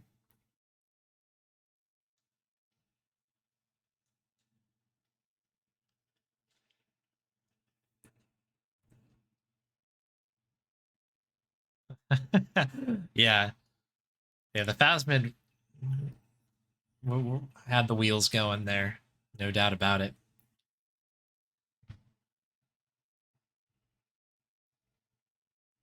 Just gotta wait this thing out here. What a very interesting twist here. I'm like very much enjoying that you've got kind of a layer of the game, sort of like the actual, meat and potatoes of this game, of like this the murder mystery, detective mystery that we've kind of been doing. And that's sort of starting to come full circle now. But then you have these weird moments, and this is such an interesting twist in it.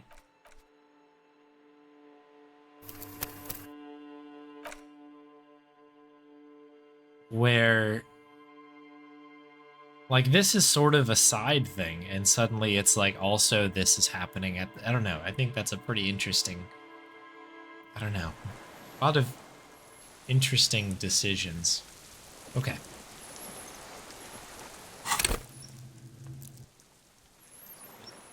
Just gonna go a step further. And we're gonna get one piece of drama added here to the sitch. I think we can I mean, a 97 we ought to be able to probably not need any drama here, but we'll wait, do we need drama? No, we don't need drama. We need electrochemistry. That's the one.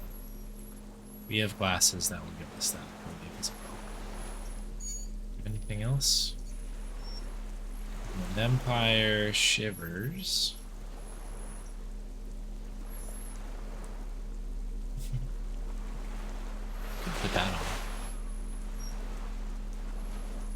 Reaction speed, I think I want still part of that.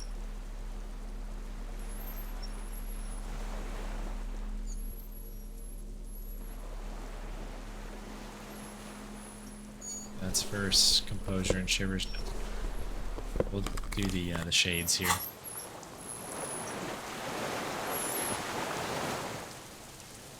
Oh, 97 is the upper limit. Okay. And we won't overthink this. We'll keep our visual calculus up because I think, who knows, we could use it. Here we go. Let's try it again. That's insane. Talk The about creature bad luck. stands on long stilt-like legs, antennae hanging from its head like a woman's hair. White, reed-like top. The hiss is different from the strings you've heard before. It says something else in a lower pitch. Okay, we'll do kind of the same thing again. Whisper. It is. You glance. We need a photo. From the corner of your eye, I won't be one of... you see the phasmid turn to him. Just listen to me. The spindly mechanism turns itself back to you, its antennae taking their measure of the air. Slowly. Any runners out there, do submit to Bonathon. Thank you, Spade. Good point. August 17th. Okay. 97. I think we got it this time. Slowly, with your breath held, Still a low one. you take 2 small steps toward the phasmid. The creature lets out a series of ultrasonic clicks that swarm around your head like swallows. Like laughter, a sort of happiness. Sweat drips from your brow, soaking your chest. You reek of it, your chemicals. Hissing and clicking, it extends its mandible-like antennae to greet you. You're right below it now, looking up at the colossal chitin of its white limbs. The head of the creature is crowned by reeds, and its eyes are like small droplets of water. Raise your hand slowly. The insect stops its stridulation, seeming to observe you. Below its crown of reeds, little pinprick eyes detect motion, glittering. The world stands still around you. Suddenly, there is silence. Other hand? As you do, the invertebrate comes to life, its limbs moving independent of each other, as if each has a mind of its own. They are white, like stalks of porcelain, knitting above you, praying to you. That's right, pray. Don't pray to me, I'm not. The reed creature does not stop its stridulations. It towers above you, parting the reeds it emerged from. Tuft-like structures still rustle on its joints. Looks like we may have lost the internet here briefly. Let's hold. Looks like it was just a blip, so I'm hoping it'll come back here.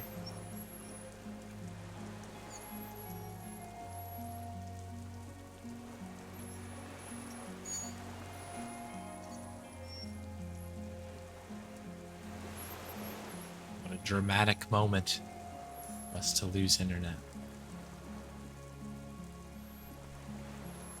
It must have been a small blip. I'm connected on just about everything else. There it is. Okay.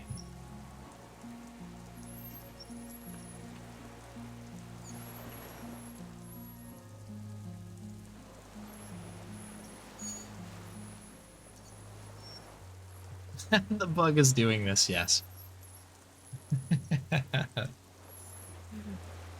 Let's wait for folks to come back in.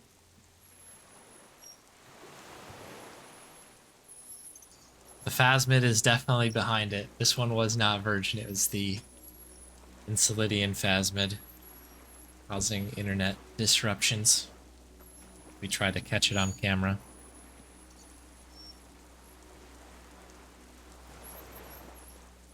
Stream's looking healthy now. Yeah, it looks like that was just a little teeny blip. Which is pretty annoying. It pretty, like everything else kind of came back fairly quick, but okay. Hopefully everyone is back. You haven't missed anything. We as soon as I saw the little alert come up on OBS, I was like, okay, well, wait, we're gonna hold. So we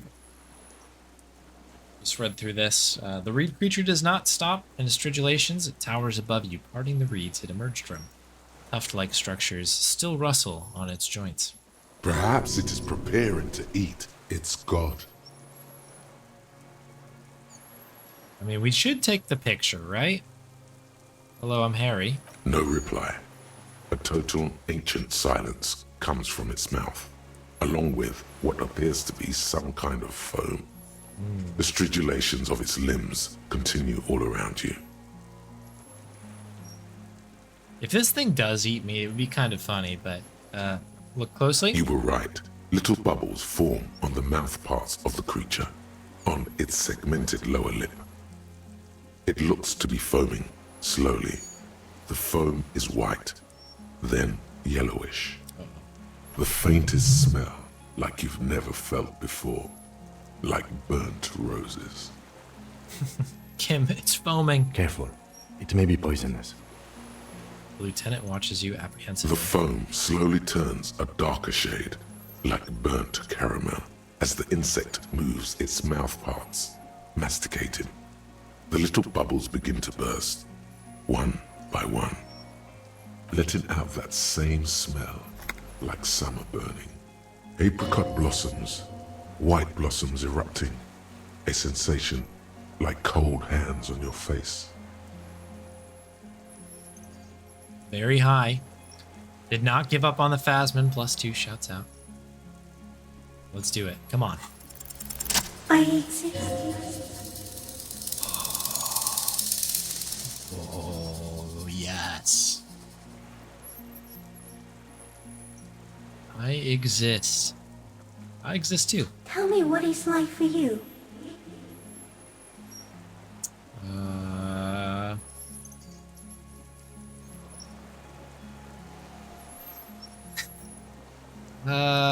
Fire burning. Fire? Where?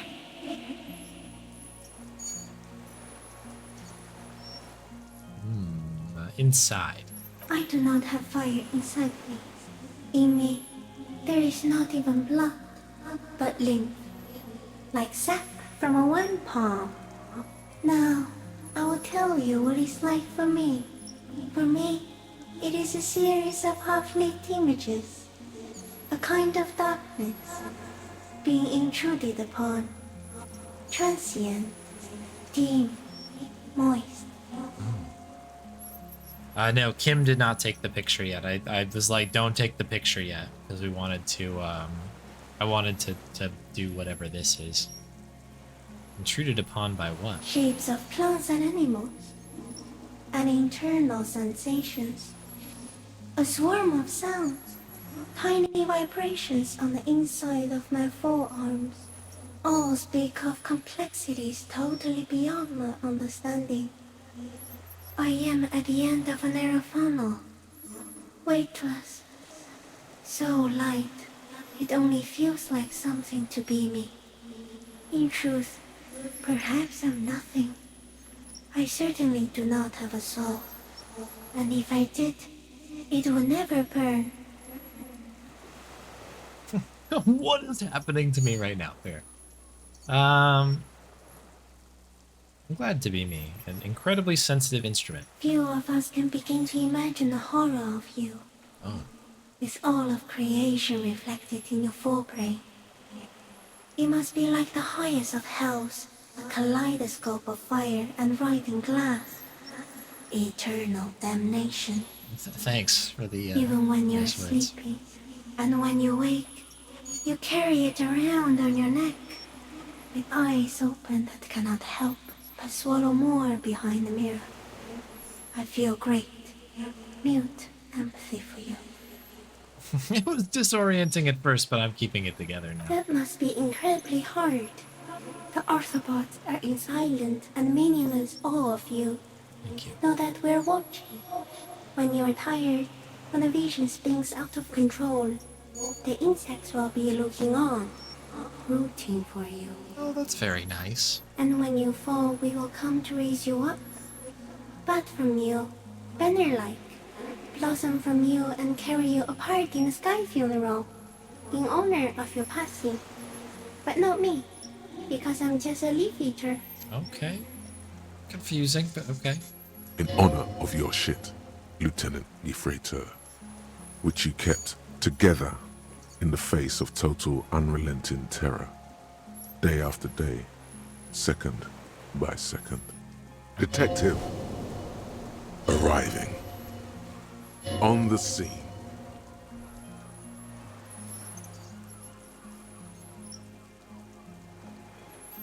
I'm a detective. So am I. I was born to detect sucrose rewards and semiochemicals. What were you born to detect? Yep, also that. The killer. He's in a bad state, deteriorating fast now. He thinks I am beneficial to him, but I am not. I only quicken his deterioration. You're destroying him. Very slowly, and only because he won't go away. It is meant to keep them from noticing me, to interfere with the pictures in their heads. But he has looked at me for too long, and I am destroying him. Yeah, so what is happening? Is this a dream? No, you're awake. I am real. Light is forming me. This is real. Oh, okay, yeah, everybody like being like, time to wake up. Yeah, I like it. Where does this come from? All this around us, the world? Not even the birds know that. Not even a water lily.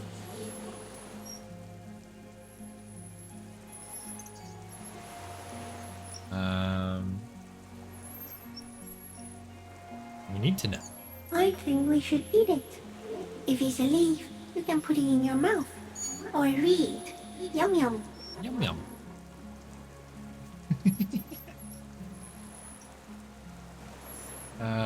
What exactly are you? I am an unknown species of the order Phantasmodia, endemic to the Insulandian Isoma.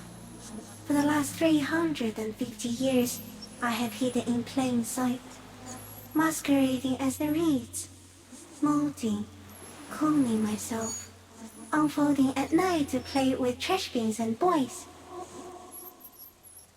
350 years, huh? We do have a Bonnie treat really quick, not to interrupt too much. I think we could all a little bit of a Bonnie break here for just a quick moment. Where did I put the treats? It is right here. Thank you, Soul Driver, for the treat.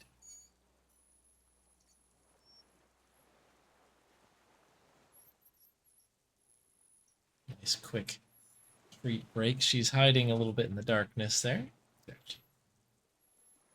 She's like, it's pretty late. I think it's time for bed. Proper bed. Not yet. Not yet. Although she has been in bed, I actually had to, when I was grabbing the treat out of the container, she came running in being like, well, I'm not missing that. But she was actually already in bed. Thank you very much for the treat redemption. Unfolding at night to play with trash bins and buoys. I like it. I went unnoticed by the first settlers and the land surveyors of the suzerain. Also, by the soldiers of the revolution and officials of the occupation. Even the Seminese islanders who came here first, but did not stay, have not seen me. I have stayed hidden through 4 forms of government and 2 scientific revolutions, until I was accidentally discovered by a detective of the citizen militia in Revershow, district of Martinez, March 51. Are you the miracle? No, you are the miracle. Oh, wow. The moral of our encounter is, I am a relatively medium life form, while you are extreme, all-engulfing madness. A volatile simian nervous system, ominously new to the planet. The Pale too came with you. Pale. No one remembers it before you. The Nidarians do not. The radially symmetrics do not. There is an almost unanimous agreement between the birds and the plants that you are going to destroy us all. What's the pail? It is a nervous shadow cast into the world by you, eating away at reality. A great, unnatural territory. Its advent coincides with the arrival of the human mind. I don't think I have that kind of power. You're a violent and irrepressible miracle. The vacuum of cosmos and the stars burning in it are afraid of you. Give me enough time, you will wipe us all out and replace us with nothing. Just by accident. Ow. We suspect it will be something like the oxygen holocaust that wiped out anaerobic life 2.6 billion years ago, when organisms first started breathing. Only much worse. Instead of air, you exhale thoughts. There are no trees that eat thoughts. Thank you, conceptualization. Worse how? Everything your eyes touch goes back there, behind the nose mirror. What if you blink? Are we still here? Please don't blink. What if you misplace us all one day, or just forget?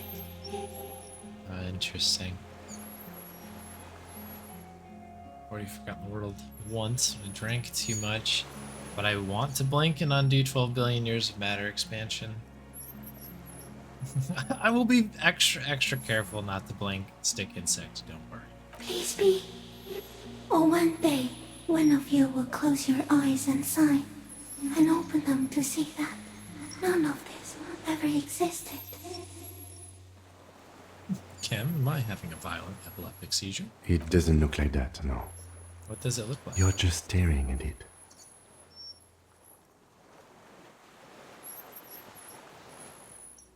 Everything is normal. I think I'm having a vision about the final fate of man. Okay. Is it somehow related to the case? Sort of. I think we should take the picture, and then you should back away from the unstudied species. Alright. I have to say goodbye now. I have no more thoughts. That was all. Good talk. No, there is one more. There's one more. Yeah, you're very nice. You're very honest. Thank you. I also have one more thing to say to you. That woman, turn from the ruin. Turn and go forward. Do it for the working class. That woman. Turn from the ruin. You cannot lie to me. Behind you, it smells of fires. So awfully far you were prepared to go in her presence. And it. Okay. I'll try. She was middle class. It doesn't take a 3-meter stick insect to tell you that. Yeah, it is good that the stick insect does support the working class. There's a theme. That's good. All right, Kim, take the picture. Okay. With a slow ring of metal, the lieutenant slides the lens open and raises it to eye level. There is no change in the insect's motion while it's being aimed by the camera. It remains fixated on you. In 3. If it moves, you jump back. I'll shoot. Here we go. 3, 2, 1. The shrill flash of the camera cuts the air like the blade of a sword. The phasmid freezes in its bright light. Head turned toward the lieutenant, hypnotized by the flash. It stands frozen before you. This is a sick picture. I got it. You hear the lieutenant whisper as the creature's shape develops onto a photo paper in his hand. A polychrome ghost of white streaks against the reeds in the sky, and you, there's a shadow before it.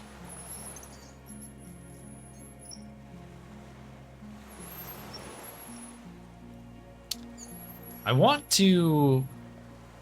It would be cool to touch the whisker, but at the same time, I'm assuming we don't kind of want to do that. But we'll slowly The do it. antennae hang from a great height. With your hand shaking, you barely touch the tip of the left whisker. But I'd have On to do this all contact, the again when I kiting die. curls into a spiral, like the tip of a poison ivy. Its touch on your fingertip feels cold, ticklish. It is surprisingly delicate, the curly end of the whisker, like a young vine.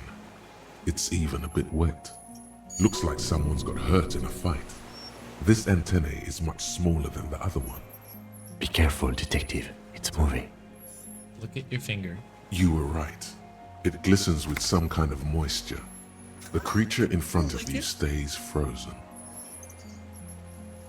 I don't know if I want to lick my finger. I will pet the scythe-like forearm. The limb before you is incredibly light, like eggshell. It's much lighter than a reed. You feel a soft push could tip the creature over. Its hollow exoskeleton collapsing. Higher? A small shudder passes the creature's arm. High above you, its black pearl eyes still glisten, mesmerized by the light passing its nervous system. There is some kind of countdown happening as it slowly processes the overwhelming brightness of the signal. The invertebrate is regaining control. The stimulus overloaded it. It's passing like an extended moment or a gallstone. Here, within the smooth white inner part of its limb, you sense something very intimate. Thoughts. Yeah, Lieutenant, it's thinking with its limbs. The nervous system could be spread out like that, over the extremities, like a cuttlefish. Do we lick the finger, people? I think we got it, right?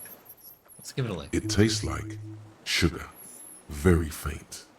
The anthropod towers above you, tufts of reeds pointing from limb and head alike. Odorless, mostly comprised of water. We got it. Back up. Another shudder pulses through the creature's limbs. It jolts back to life, like a record continuing where it left off, in a swaying, praying motion. Even the small black pearls of its eyes do not stray from you. Disengage slowly. As you're turning away, the phasmid mirrors your movements, stepping on the water, the long limbs carrying its feather weight without breaking its surface.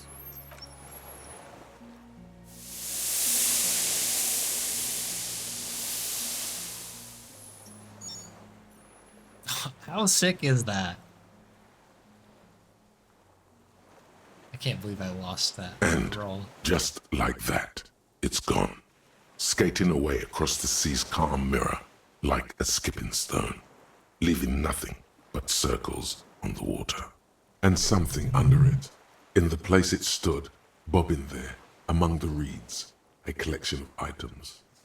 It's gone. Lieutenant looks north with his hand raised to its brow. I can walk on water. Apparently, yes. Like a water strider. Only, I've never seen anything like that in my life. What's in the reeds? Looks like a nest of some sort. We should have a look. Yeah, we should. Okay, what now? What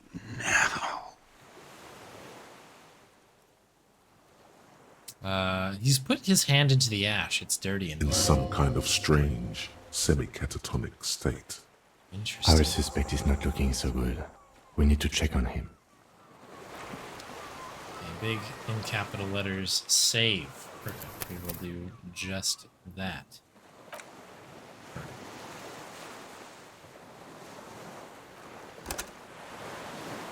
What an interesting little...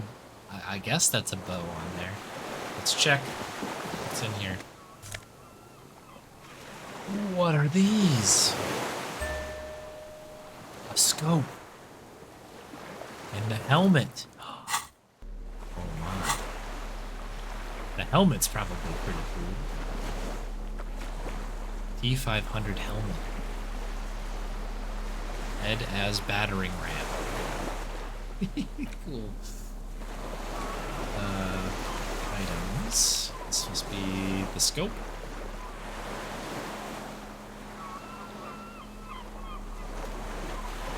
Common 30 millimeter sniper scope attachable to almost any bolt action 4.46 caliber. Uses an older style non-dotted range fighting group. Rectical. Reticle. Seaweed still stuck on the lens, and it suffered water damage from its time in the Phasmid's dowry.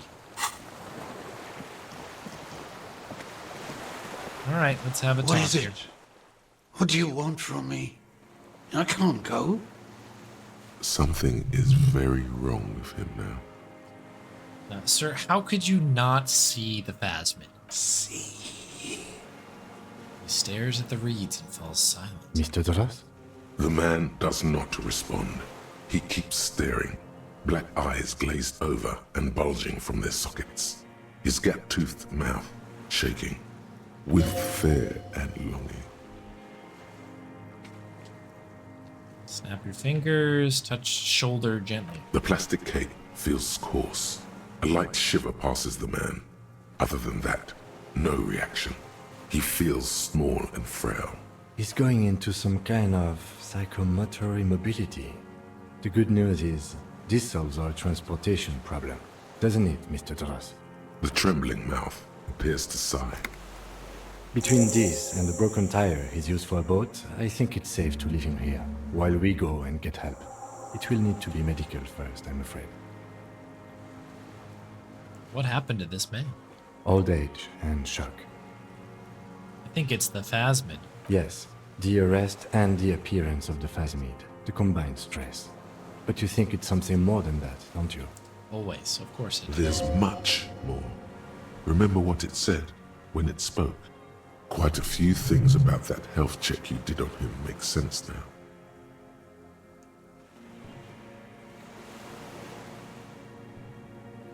Yeah, before when I evaluated his state, he seemed strangely animated. He was energetic and articulate.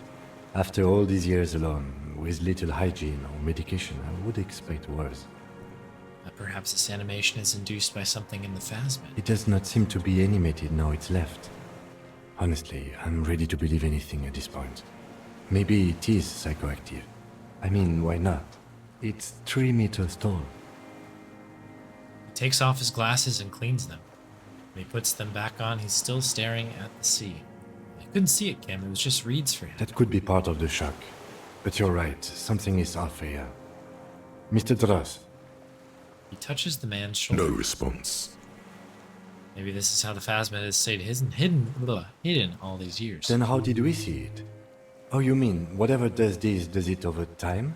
Teenagers, kids, drunks, sightings are brief, and hence not credible. But anyone who spends a long time with it. Yes, you forget it's there. Mr. Dross, have you ever seen a stick insect pretending to be the reeds? The doctors will have to look at this. I hope your station has better medical personnel than 57. This is a little advanced for a nurse. No doubt. Could it be something hormonal in the relationship with the Phasmid? You mean pheromonal? Seemed a little off for a man his age. The scope? Knowing of her bruises? His disposition toward Miss Orania? I see what you mean. Also, I talked to the Phasmid. That is an important detail. It said it's destroying him. You should be more careful, detective. Are you sure it wasn't having an effect on you? No way. I was only talking to him. Maybe, but anyway, it's trying to remain unseen. The degradation is a side effect. A valid hunch. Long-term exposure to something like that could be neurodegenerative. Also, please be careful when approaching a known species in the future, detective. The next time it happens, I'll keep that in mind. Thank you. He's been here for a long time. Who knows how much of it is... Who knows how much of it in its company? He did seem distressed when it finally came to arresting him. Like he didn't want to leave this place. And the insect, maybe. He looks at his notebook. I have absolutely forgotten to take notes. I hope I remember all of this.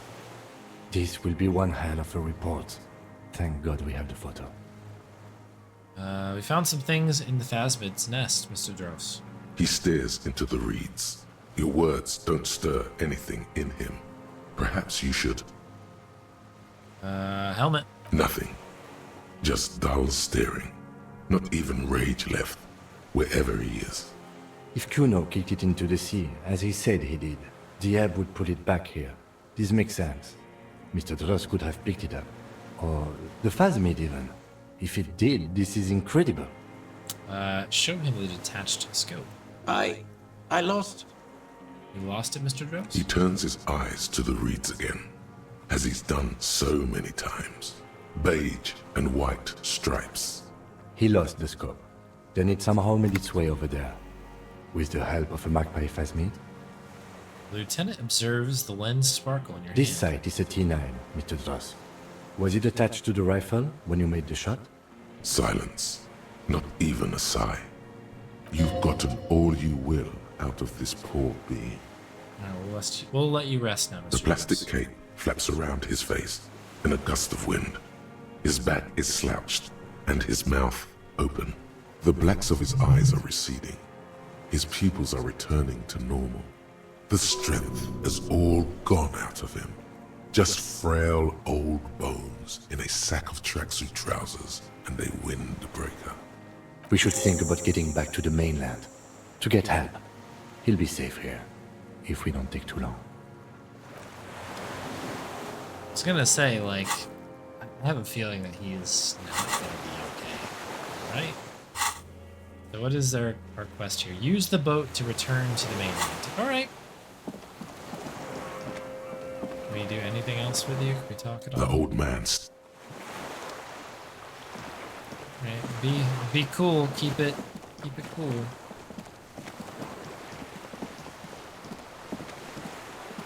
Oh, I'm taking completely the wrong path back. Quite dark out here. It is quite dark. I know that the entrance to this thing is somewhere in here.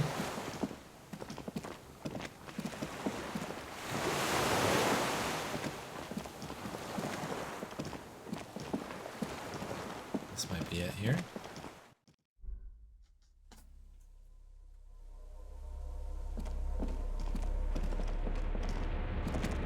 Alright, so to get...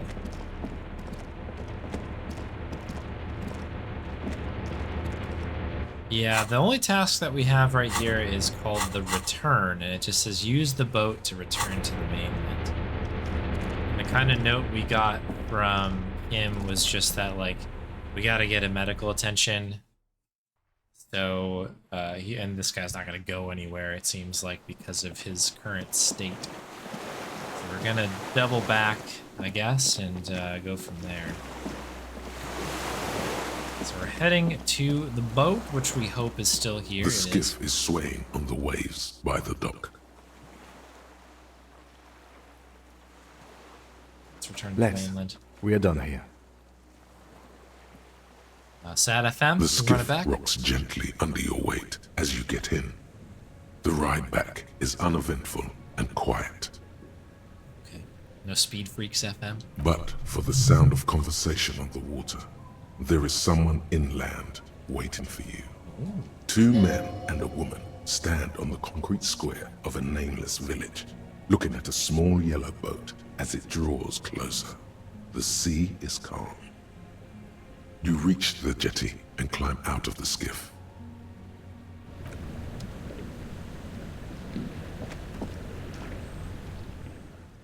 Let's make another save, I guess, just to be... Make a safe.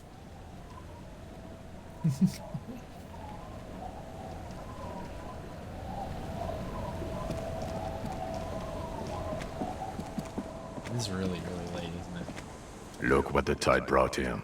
Hold on. This is our partner, question mark? Remember this guy from the radio calls. Says the man without sunglasses. Suddenly his expression changes and tilts his head. Harry, you're bleeding all over the place. You're half dead. Whatever this is, it is completely unimportant compared to what you've just seen. I would agree. This is the man with sunglasses from the whirling in rags. But where are his sunglasses? No one else seems to be bothered by the bleeding. Bothered by it? Harry, you look like you need a fucking organ transplant. Oh, fuck it. Let's not get into that. You're the man with sunglasses. That's right. And you're bleeding. Yeah, forget about all this. There's a giant... We're not forgetting about anything. Look at you. He points at you with both hands. Who are you people? Hello, I'm Trent Heilerstam. I believe we've met on several occasions. Oh, this guy. I'm your goddamn partner, Jean Vicomar, and this is your special task force. Oh. Or what's left of it. Special Task Force. Oh, Special Consultant Trent Heilerstam, Patrol Officer Judith Minot. Hi. We've come to scrape what's left of you off the pavement. Lieutenant Kim Kitsuragi, Prison 57. We've just come from the island, where our investigation led us. The scene is making even him feel as though he has to justify your actions. We might need your help with something later. he adds, suddenly regaining his confidence. As if he recalled that he's in fact a decorated police lieutenant and not a naughty boy. But this is clearly a departmental matter, so I'm going to leave you to discuss it among yourselves. Way to feed me to the wolves. Kim, you gotta have my back. Let's destroy them. It would be good to have Kim on our side. Because I don't really know what we're getting into. Then again, I don't know if he wants to be involved and respect that. Thank you, Lieutenant. It's good to meet you, Lieutenant Kitsuhagi. She says warmly, flashing the lieutenant tiniest of smiles. Letting the lieutenant know he shouldn't feel embarrassed over the shitstorm that's about to befall you. Alright, what is this about? Ari, we want to help you. Trent, I believe this is where you come in? I don't quite know what I'm doing here. I was asked to participate as an expert. I think I need to manage your expectations a little. I'm at best an enthusiast in cognitive science. My background is in something else entirely. I engage in neurology on a merely theoretical level. In fact, I should probably get going. No, Trent, it's too late. You're part of this shit now. What have you got to say for yourself, shit kid? What does he have to say for himself? He left you to catch the bullets. Shit kid. What an interesting moniker. What's that? You. Shit kid? That's you. Despite all that you've done, the deserter, the phasmid, the case, Despite all I've done? No. Because of all that you've done. How'd you know I was here? The cafeteria manager you fucked over told us where you went. After all the Sylvie stuff. Damn you, cafeteria manager. You've betrayed me for the last time. Speaking of which, the giant aerograffito in front of the building.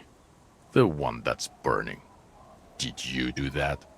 This poetic gesture, yeah. I knew it. Didn't I tell you, Trant? I told you it was our shit kid. The line is from Lord Yatun's Mirova 82, isn't it? About girl-child communism, the titular returning character to ghost the apparition of... Good choice, Harry. Don't encourage him, Trant. Okay. You're not the man with the sunglasses at all. You're not even blonde. Guilty as charged. I heard you'd lost your mind and your memory. I wanted to see if it was true. And it was. Good work, Harry. You're insane now. There's one less person for me and everyone else to rely on. he was too sarcastic for you to realize who he was. I did suspect that something was off. Did you? Or did you literally not recognize my face? We've been partners for how long, Harry? Don't answer that. You don't remember. Judging by the familiarity you feel toward him, 2 years minimum? Or maybe a short but close stint on the task force. You're not the horse-faced woman. Lieutenant, my name is not Horse-Faced Woman. It's Judith Minot. I was assigned to your unit 2 months ago. I thought we were friends. Well, that's maybe a bad way to reintroduce ourselves. Yeah, good to make the acquaintance. Let's put the past behind us. Right, sir. So Trent Heidelstein turns out to be special consultant Trent Heidelstein. Yes, I'm Trant Heilerstam. I never said I wasn't Trant Heilerstam. So what was up with the kid? Mikhail? Mikhail's my son. What was all the interesting history? Spying on me? No, I was just interested in the Feld building and the Martinez beachhead. And Mikhail wanted to see Martinez. It was a coincidence. Him being there with his son, it was not a coincidence. It's difficult to see, but he was worried about you. And also interested in the Feld building. So what were you special consulting here? What indeed? I was asked to share my take on some of the more obscure theories developed in Königstein in the 30s, like partial psychotraumatic amnesia, group personality theory.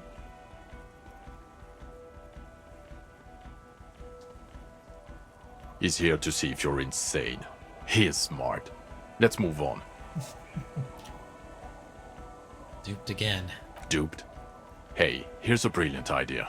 Don't be a morbid drunk and you won't be duped so easily.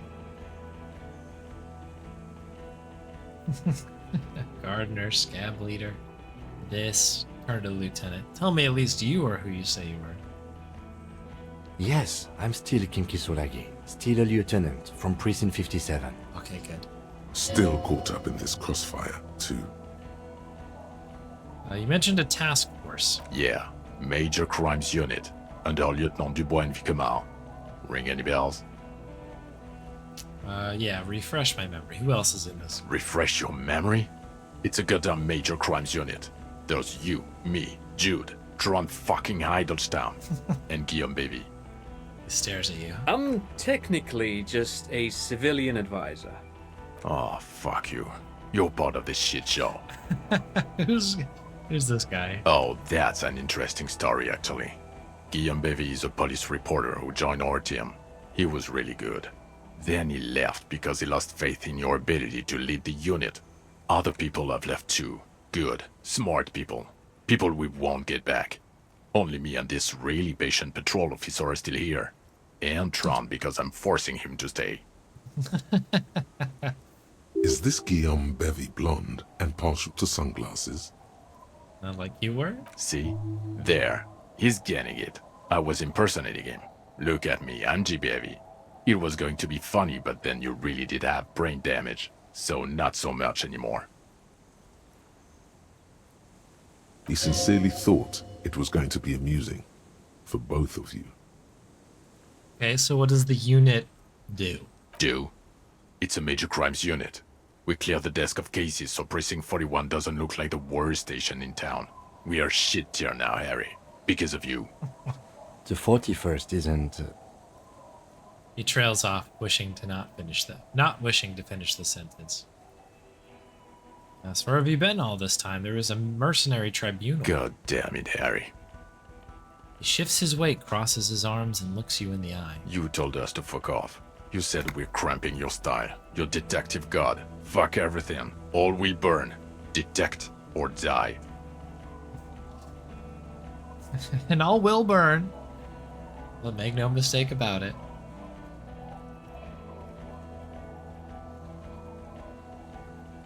So wait, you waited and let me face a squad of trained killers alone to teach me a lesson? It wasn't like that. Fuck you, Harry.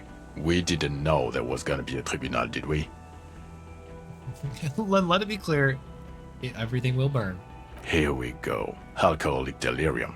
Visions. All must pay. Anything else we God can say on damn. this? You told us to fuck off. You Why said didn't we're you cramping detect or your- die then? Oh, you think it was cool you saying that? Aesthetic somehow? You were crying when we got here. Breaking things. You said we were going into the abyss. None of us wanted to see the abyss. So we fucked off. Like you told us to. None of this is ringing any The bells. bells aren't ringing because you have brain damage. Trant, this is where you come in. How bad is it? Well, he doesn't have visible tremors, he talks without slurring, he can drive a boat, he's standing, reasoning. All good signs, but complete retrograde amnesia, episodic and semantic. Meaning, you forgot both who you are and the definitions of money, Isola, pal, and so on. As displayed in the station call, our interactions with him, and I don't want to be a snitch, but also mine with him before when Harry did not seem to know who I was. It's all very interesting. Interesting? Interesting. Yes, interesting. I have my theories, but I would like to hear Harry's thoughts first. Harry, what do you think happened to you? Neurologically, psychologically, and why not socioeconomically? You think I'm so poor I lost my memory? Not when you phrase it like that.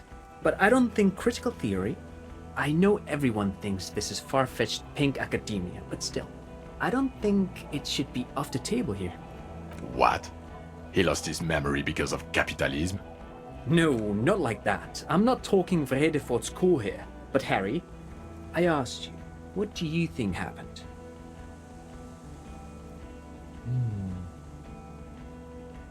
This is a method I use to solve the case. Well, that'd be cool.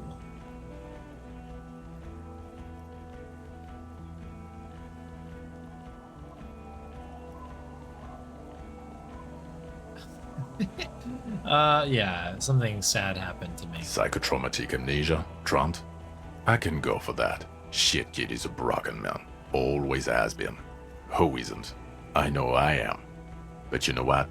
I keep my shit together. Also, I know a person can't wipe their own mind, however traumatic it gets. That doesn't happen. You're lying. Or insane. Or both. But Detective Vigmer, he has blanked out before. Yes, a couple of times.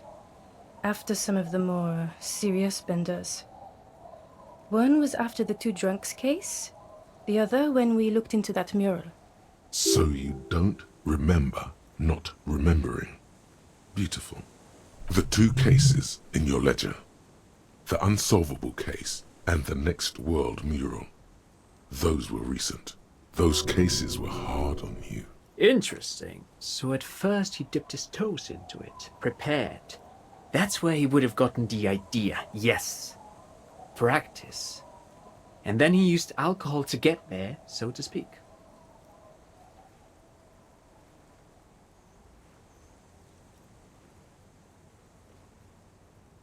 What do you mean? Well, here's my theory. What if this is an absolutely normal reaction to the world we're living in? What if this is not a significant anomaly at all? Something to be explained, approached as a defect? Look at the sensory input here. He gestures towards the scenery. Look at the ruins, the neon. Listen to the radio, the multitudes, the people. Live here for 40 years. As a police detective, he's like a magnetic reader on the world tape, to borrow a known metaphor. Harry's been pushed flat against it. Total input. Hardwired to the free market. He just needed for it to end. Okay, Trent, thank you. That's absolutely meaningless. I'm glad we brought you. Will he or will he not be able to work in the major crimes unit? Is he a cretin now? I want to know that. He's not a cretin, and he is able to do work. If not in his previous leadership role, then as a line detective. I don't want to be in your unit. Yeah, but I can leave. No one even mentioned that. No. I misphrased my question. It should have been, is he able to put his clothes on and use the body? Or do we need to get him on a disability pension? They can keep that pension. You're rock solid. You can put your clothes on hard. What now? Now nothing. Now we're just going to stand here. Really? No. Now we discuss that. What the fuck did you do to a motor carriage? Why is it there, Harry? Feign ignorance. I thought the killer would be underwater. He wasn't. The time had come. Tequila sunset. That's right. Ha ha ha. Ho ho ho. Tequila sunset. Not sunrise because you're almost dead. So funny, Harry. Thank you for fucking me. Thank you for destroying 45,000 real of police property that's coming out of my payslip. You know that, right? You're gonna get fired. And I'm gonna pay till I die. It doesn't matter. Your badge, Harry. Show me your badge. I haven't found it yet. What I do have is this futuristic armor. My badge, why? The thing that tells people you're a police officer. I got it right here. In a rush to demonstrate your badge, your eager fingers can't sustain a grip on the smooth plastic, Oh, crud. and the badge slips out of your hand. Catch it, please. No. You juggle the badge for a second, unsuccessfully, and it lands on the ground, some 2 meters away. Ouch! You strained your elbow trying to catch that stupid I thing. hurt myself Damn it. pulling the badge out. He found it. He found it, Jean. It's his badge. And your gun? As if having your badge and gun are natural states, not achievements. Gun. Yeah, you don't have that. Maybe you can philosophize your way out of it. Things don't matter. People do. You're drunk, aren't you? You lost your gun and you're drunk. You're a drunk, gunless bum. I can't smell it. No, I'm not drunk. So you forgot to drink? I don't buy it. Why do you smell like a corpse then? He's wounded. It's been a long week, and he's handled an actual corpse. Also, I'm covered in pheromones for cryptid. So.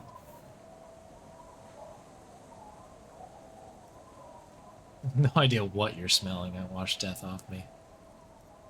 Yeah, it's been a bit of a week. Sorry for A smelling bit that. of a week? You're drunk, and you let a suspect escape, a certain Clasier, because you were too drunk to assess a flight risk. We've read the report, Sari. Lieutenant Kitsuragis. We know. Just pulled one on me. Small detail in a huge case, for real. We're looking at the oxygen holocaust times a quadrillion. Yeah, all these things are kind of crazy. Yeah, spy from the Occident. Oh, well, if she was specially trained. I'm not even gonna get into the other suspect who also escaped. Yeah, Ruby's something. Or the fact that you very likely sold your gun for booze. That's peanuts. That's nothing. That's a humorous anecdote. Compared to the 7 people who were gunned down, the streets are literally red with blood, Harry. It was fucking mass murder.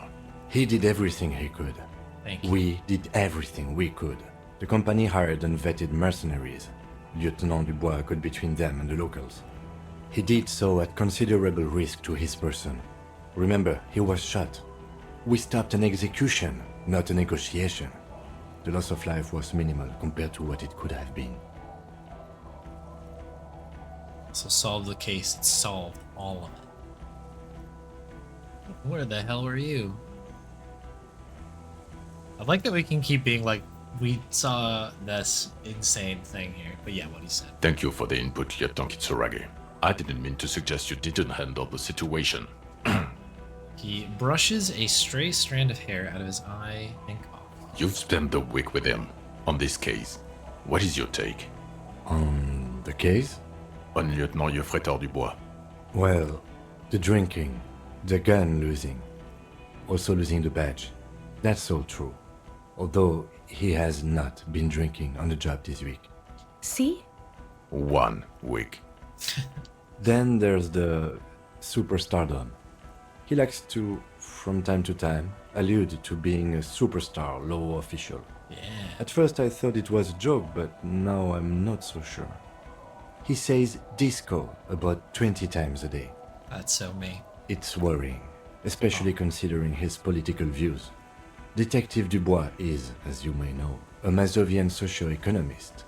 He wants to liquidate the ruling class, which, again, for a police officer, is a little odd. You should yell something. I'm a policeman of the state to come. Sure. The RCM consists of policemen of the state that is, so a little discrepancy there. Other still, he is also an ultra-liberal hustler who is always on the grind. On the grind. How he always. reconciles these 2 points of view, I do not know. But he is vocal about both of them. This is so good. And then there's the motor carriage in the sea, something I was not present for. But despite all this, he is a great detective, one of the best I have seen, in fact. He can talk human beings into telling him everything, and he doesn't stop. In all the time I've spent with him, he has not once stopped pursuing leads, however far-fetched and tangential. He is tireless, madly driven. Well, except that one time when he stopped to sing karaoke, which by the way was a valiant effort. He really sang his heart out. Aw, Kim, let's go. Yeah, it was what it was. Other than that one time, he has tirelessly worked on the case, and he solved it. We have a confession, a murder weapon, and the perpetrator, locked on the island right now, awaiting transportation. He apprehended a revolutionary brigade who stayed hidden for 50 years, ever since the revolution, who's probably committed other murders over those years. Oh, and he also discovered a new species. Yeah, how you doing? How you doing? Yeah, just casually found a new species. That's right. What do you think about that, pal? A new species? A colossal stick insect. It was on the island, camouflaged as the reeds. It unfolded from the reeds. I think we may be dealing with the Insulindian phasmid. Tell him, Kim. Is this not amazing? Hey, go brush ability.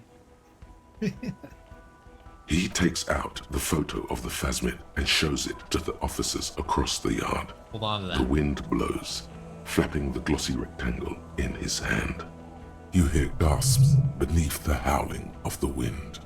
As you can see, it's about 3 meters tall. In fact, we think it may be the largest land invertebrate ever discovered. I'm a pretty okay detective, an absolutely giant communist. I'm just gonna do boom shakalaka. Fucking hell is that? Is this somehow connected to the case? Detective? Yes.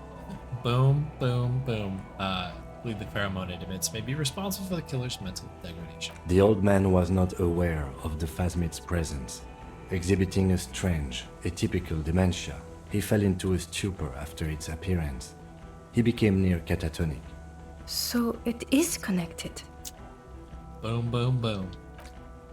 I must say, this is absolutely extraordinary. I don't even have words for it. Yes. It really does make it hard to fire the drunk. His tired eyes follow the photo as the lieutenant puts it away. This is a very, very sad man who has just seen something that's made him forget his sadness. Now you make your case. Now is the time. Now or never. Look at this. I also started a nightclub in the church. Phasmid was female. The reeds are its nest.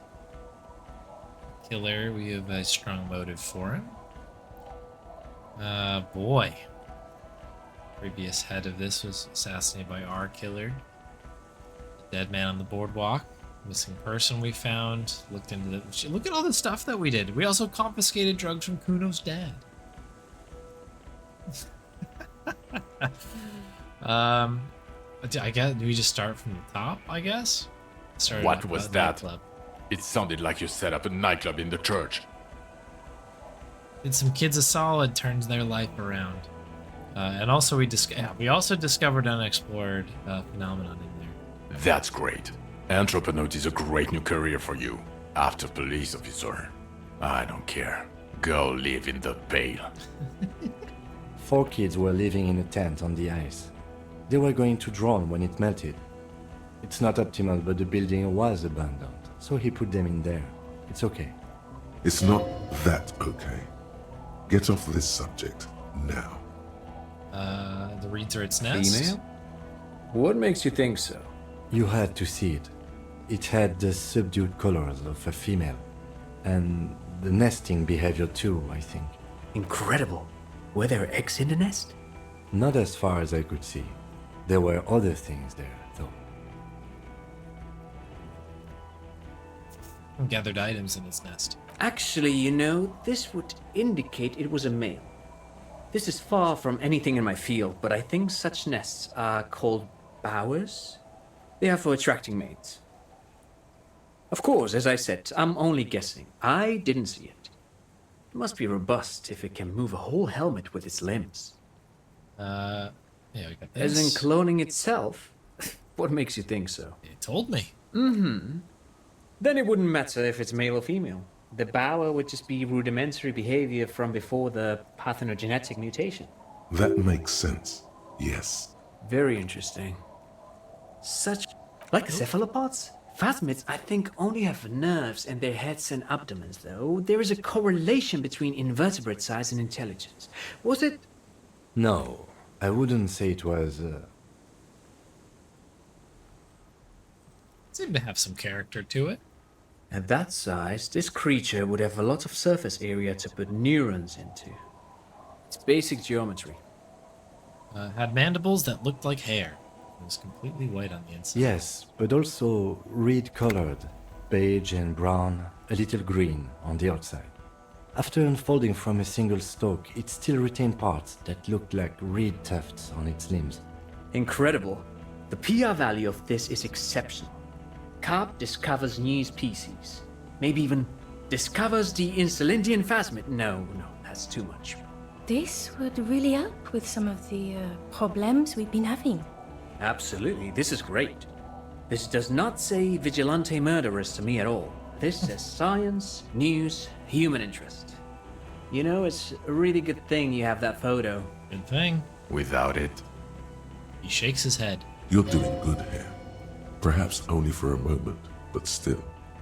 Quit while you're ahead? Or no? Strong motive for the killer, sure. Lilianovich. A revolutionary matronym. The custom started in Grad, where they have patronyms. Krasovich, Lasovich, etc.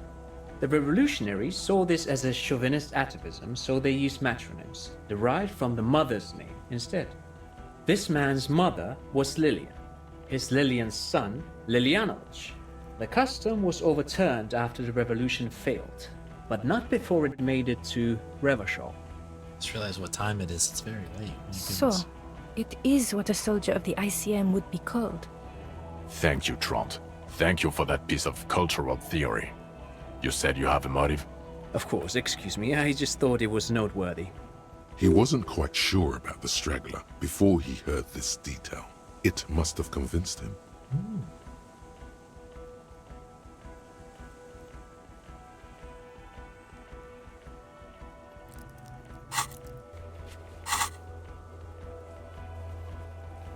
$15.20 on this bit. And then there's probably more after this, I would imagine. Yeah, so I have been playing it for a while, it looks like. But I think I've just been enjoying it. Not a complaint or anything, it just is what it is.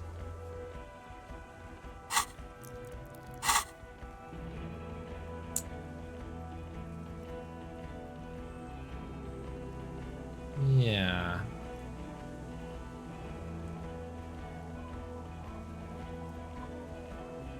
It's hard to say exactly what this is because he sort of admitted to the jealousy thing, but then this is like kind of the logical conclusion. And then the Phasmid thing is sort of a, I mean, who knows? It's a Jealousy. I thought this Lilianovich was an old man. To have been hiding for 50 years. Like 70-something. A strange psychosexual fixation, aggravated possibly by proximity to the phasmid and its chemicals. It's He everything. himself gave a political reason, said he had killed an enemy combatant. Also, we have ballistics from the gun, matching the bullet found in the dead mercenary's head, and 2 officers on the scene that Mr. Dross confessed to. It's a clean win. Oh, it's way more than that. Way more. It's a perfect folding mechanism, like the Phasmid. They'll teach this at cop school. Perfect folding mechanism. Get over yourself, Harry. I can still smell the booze on the wind. God damn it. Doesn't it ever leave? It is there. Like in your bones or something. It will pass in time. Yeah, we did figure out that this guy probably picked off another leader person. This is a conversation for when we are no longer out in the open, in Martinez, where Evrart and Edgar Clare have ears everywhere. Lieutenant lowers his voice just a little. Understood, of course. But a case against Everard would be big. I would prefer not to partake in anything union-related, for political neutrality. This has to be good stuff for him to backpedal out of it at first mention. Yeah, the dead man on the boardwalk, sure. Yes, yes. Fallen through a gap in a boardwalk. Drunk. How did you know? The body was transported to Precinct 41, our morgue. I had Tilbrook and Mullins take care of funeral arrangements and family stuff. You're not the only cop in the world, Harry. This all comes back to us. Still, good work with the missing person, Detective. It's still a point for you. No denying it. Boom. Yeah, the mystery of the doomed commercial area. I don't know what a doomed commercial area is. This is probably not going to win us any points, but I feel like we did do it. We must toot our horn. A commercial building where all the businesses went bankrupt. I looked into it. Why? That's not what you were supposed to do here. There was a fridge we needed and a possible witness. He was just chasing a lead and ended up advising a local shopkeeper. It was okay. It was okay. Of course. Call it community outreach, right? Exactly. We confiscated some drugs. Who's Kuno? You don't want to know. Who is it, Kuno? You're right, Lieutenant. I don't. You snorted the drugs, I know you did. It's alright. I'm in. At this point, anything is but the drink. I think we still have it on our person, actually, but... so what do you say? Take me back, huh? I don't want to, but you discovered a new species and solved the murder. He shrugs. So I have to. Jude? Anything that ends the trial is okay with me. A quick nod. Agreed. The public relations potential of this is too valuable to let go. Okay. We have vehicles in the square, and the perpetrator needs to be taken into custody. Let's go. Let's go. Now you will finally get to know who you are. A few questions about who I am. The man looks westward, impatiently, jingling his car keys in his pocket. Yeah, let's get through. Who am I? Who are you? You're a gym teacher, Harry. Well, obviously you're not a gym teacher anymore, but... But before. Before you were a cop, you were a gym teacher in Coron. It's getting really cold outside. Should we maybe... That does explain a lot. We've run a lot. Harry, it explains everything. The running around, the jumping, the bicep girth, your inexplicable facial hair, A collection of fallen sportswear I've amassed. your love of retro-style dance music, how you're able to perform a 360-degree spin kick. Also, this guy. Just everything about this guy. God, even this javelin throwing freak here. When was this? When I was a gym teacher. in your 20s or late 20s, you've really let yourself go since then. I said it was in Coron. I was a gym teacher there? Yes, you taught gym in Cool. I believe that's the term. Taught gym at a high school. You were a high school gym teacher. The smell of sweat and glue. The worn floorboards. High school. Harry, your goings-on with Kuno, Andre, Acel, the whole thing on the ice. That's why you are so juvie. His smirk suggests barely contained laughter. Why did I join the RCM? The regular. You found some chick. She inspired you to fight the big fight. Be more than you are. All that. You, every morning, walking from Voyager Road to teach gym. She, leaving for the academy with her spring coat on. The air filled with the smell of smoke and raspberries, and incredible hope. An ocean full of hope. Okay, I see now. I knew it. I knew no normal human being can run like that. He's an honest-to-God gym teacher. Why am I like... It's not a mystery. Some chick fucked you over. Also, you were drunk. You really went with it too. Really maximized the damage. Was her name Dora? Yeah. Dora Engelund, I think. Not Dora Dubois. Dora Ingram. Something like that. Half Vazan. We're even married. No one is married anymore. This is Revachol. When was this? God, I don't know. 6 years ago, she was way before my time. 6 years and you haven't gotten over it. What the hell is wrong with you? 6 years. Yeah. Or 7. You're not doing too good there. It's an old man thing. 2 old years equals 1 normal year. That and Dorangalon really tore you a new one.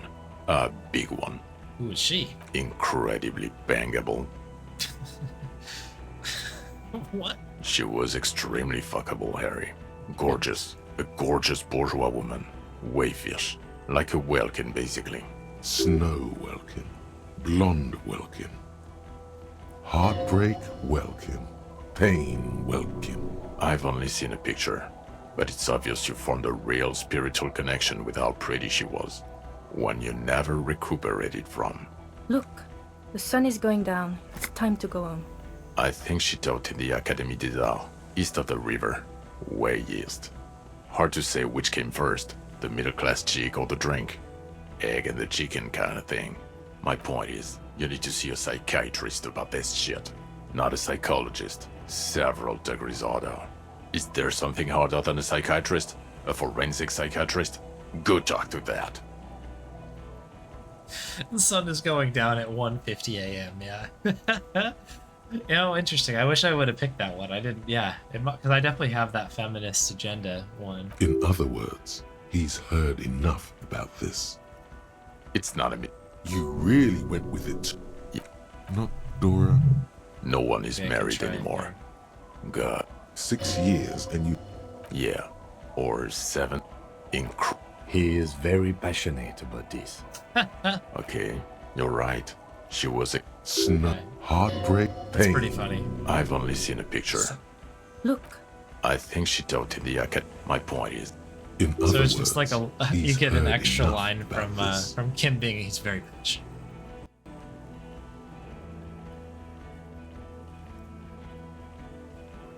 All right. Am I a dirty cop? no. Suspects seem to think I was. You're too unstable to work for a mob boss. You're suicidal, Harry. No mob boss would take you. I guess that's a nice thing to know. I assure you, I wouldn't consult for a corrupt unit. He would immediately backpedal out of it. I told you it's not that bad. Okay. And the station is precinct Us? 41. With the bloody murder station, haven't you heard? With the bad guys. No one likes us. That's not true. Jamrock is too big for one precinct. You are just understaffed, and everyone respects the 41st. You have Captain Price. Thank you, Lieutenant. You're being kind. It is an understaffed station and the district is too big, which is why we need to... Tilts his head northward. get back to it. We left Torson and McLean to run the Sea Wing. It's not good. Torson and McLean. Mac the Torso Torson and Chester McLean. They're not fit to run a wing. Believe me. Things are shaky as it is. They are damn iconic though, Torson and McLean. Oh yeah, for sure. Yeah, not like us. Two clinically depressed old men. Where's the contrast here? We are garbage. C-Wing is... God. There are 4 wings, Harry. A, B, C, and D. We're in C. It's made of losers and clock punchers. You and I reconceptualized it as a task force. It was a mistake. There's also a lot of outside help involved, not only me. Other losers too. He's anything but a loser, although he would like to be seen as one. It's cooler that way. And Price is... Ptolemy Price? He's the son of the old Price, one of the founders of the RCM. He's one of the most highly regarded men in the force. You're lucky. Somewhere under the curved roof of a former silk factory shaped like a ladybird with 2 chimneys, Police Captain Ptolemy Price sits behind a heavy wooden desk. Resident medic Nix Gottlieb pours him coffee. It's silent in the captain's office. They speak of change, the city, the tension on the streets. They speak of the events of April and the blood on the streets in May. Did we recently shoot up a church by any chance? So he remembers that. Yes, there may have been a raid on some churches. It wasn't good press. Shooting up churches never is. I was out of town, to be clear. What happened? Why did we need to go there? Our enemies were hiding in a church, to the best of our information. That's it. I'm not talking about this anymore. Your security clearance is shit tier right now. You have to wait for it to go up. He means it. The RCM and its enemies will not be discussed on this coast. Your clearance will not go up while you're within earshot of the Union headquarters.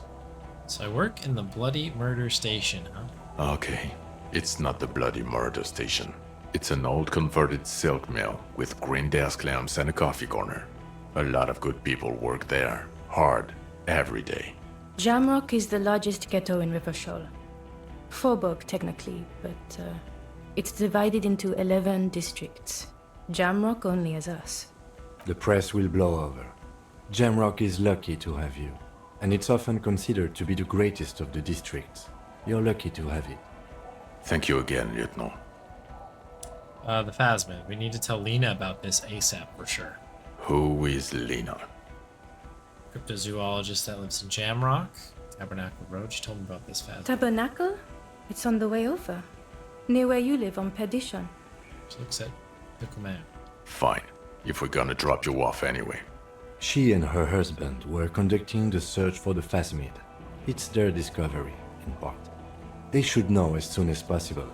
It would do you good to deliver some positive news for a change. She is going to be over the moon. Oh, yeah. Okay. Yeah, Lieutenant Kitsuragi, what will you do now? Well, first I will go back to my station and write the most detailed report anyone has ever seen. It will have to be good to cover all these. Then I will have a serious talk with my captain. About what? Detective, we just stopped a small-scale war. Something is happening to Revachol. He takes a look around into the deepening shadows of the streets, then pulls up his collar. I don't know what yet, but it's going to be a hard spring for the RCM. We need to get ready, infiltrate, investigate. To do that at Station 41? Talk to Captain Price? I'd rather not ruffle the feathers of two captains with my doom-mongering. I'm gonna investigate. Come work at Precinct 41. Yes. Work with Price? I'm flattered, but I don't know if I...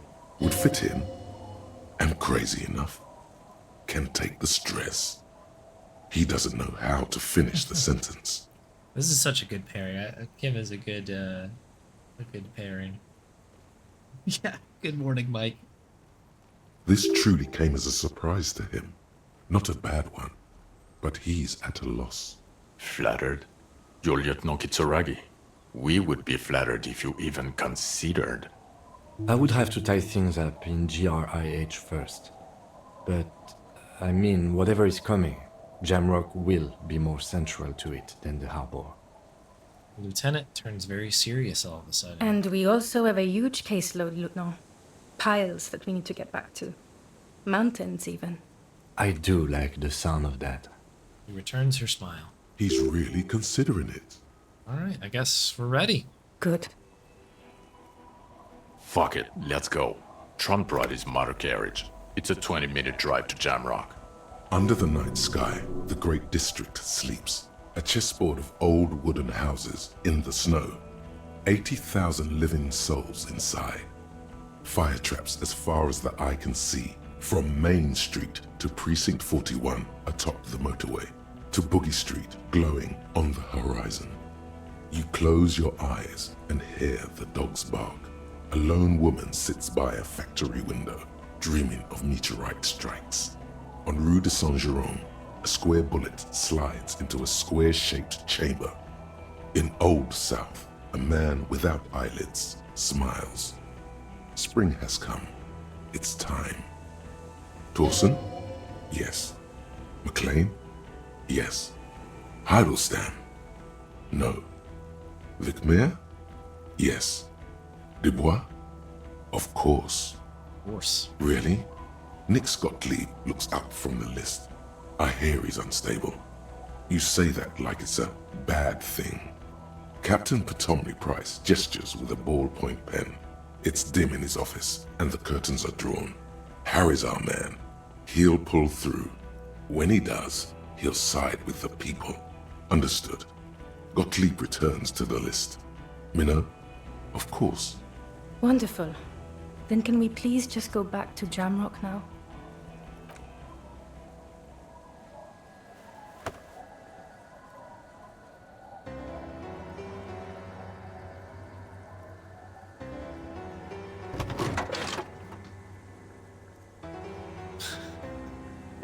Let's go.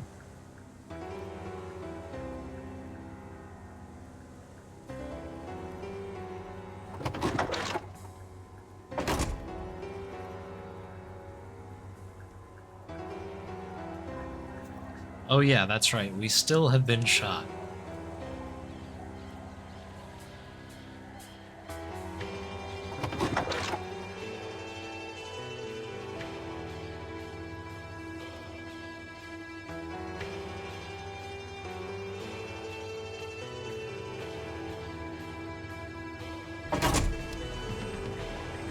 Yo. Good game. Good game. Good video game.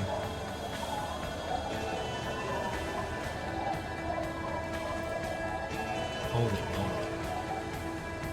We got there. We got there, people.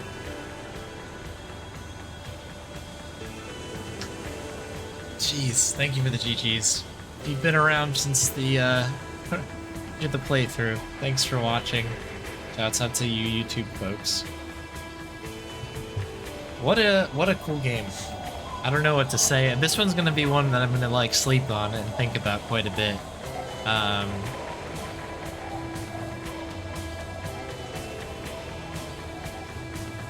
think what's really neat about this is it's sort of like a game that is exactly what it says on the surface, but it does such a good job of making, well, because there's so many narrators and they're not all exactly the most truthful things, like you can really lose yourself in the story, think about what's going on, and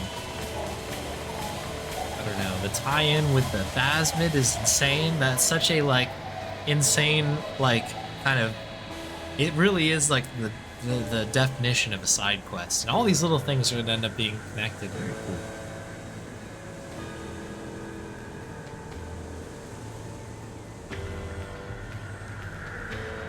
Immediately helping when he realizes you need it. Yeah, that is a nice kind of holding the hand out there and getting you in the car.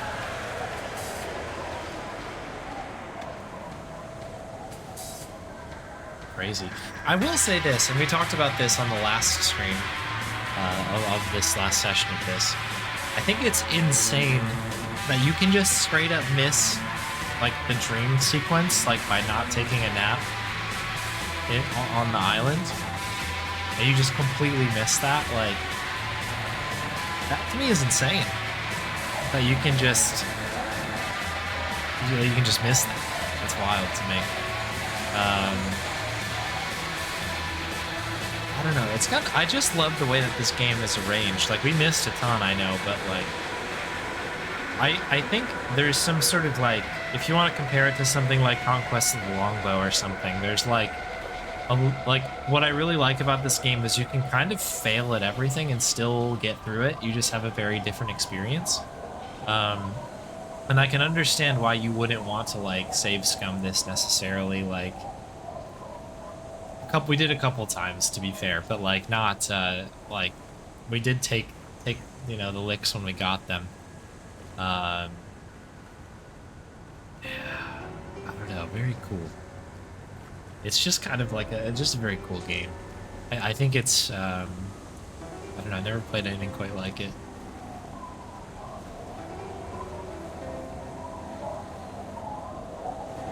Blown away by the Phasmid. Yeah. The thing is, they tease you with it a couple times too, because you have, in my playthrough at least, there's a moment standing outside the whirling where that's where you get the, like, you hear something is there, and then you get kind of like you might even get a thought from that, I don't even remember. And then you get it a couple more times when you're on Land's End. And there's moments where you're kind of like, something's watching you, in the reeds, you can hear that sound again, and they tease you all these times, and then, you know, you do this quest to try to catch catch the Phasmid, the little traps and all this stuff. And it all ends up doing nothing, right? So you, like, for me at least, by the time we were on the boat, blasting Sad FM going across the water, it was a done deal. It was a done deal. You know what I mean? Like, that was fun. Kind of a fun little, like, The thing is, so much of this is like a vignette of like life, right, in this sort of like world that they've created. So I think it's very easy to kind of write off a lot of these things into sort of like world building and sort of like to teach you sort of like, oh, this is like how these people are and like what's really going on. There's a lot of layers to the onion, right? But yeah, when that popped, I was like, no way. Crazy. Jaw dropped with the Phasmid for sure. That picture was so cool. Best addition is the surprise Insolidian Phasmid. Oh yeah, for sure. I'll add it right now, actually. I'll add it right now. Where's my list here?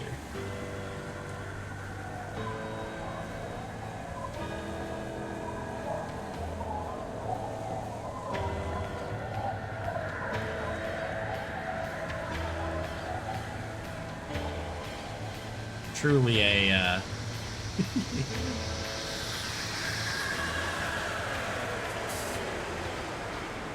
a giant thing. Let me just make sure I didn't break this. Okay.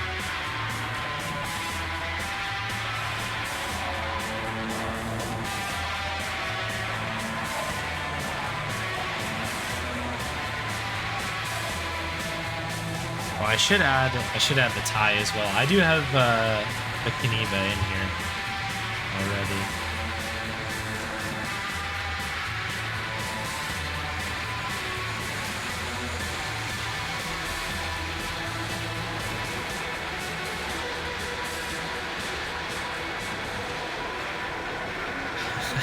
Scab leader and heart attack. Okay, here, let me add all of these. These are all very good.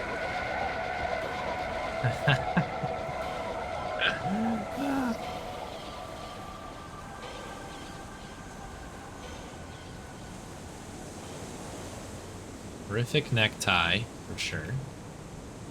Needs to be there. Nima. Scab leader. Heart attack is a great one.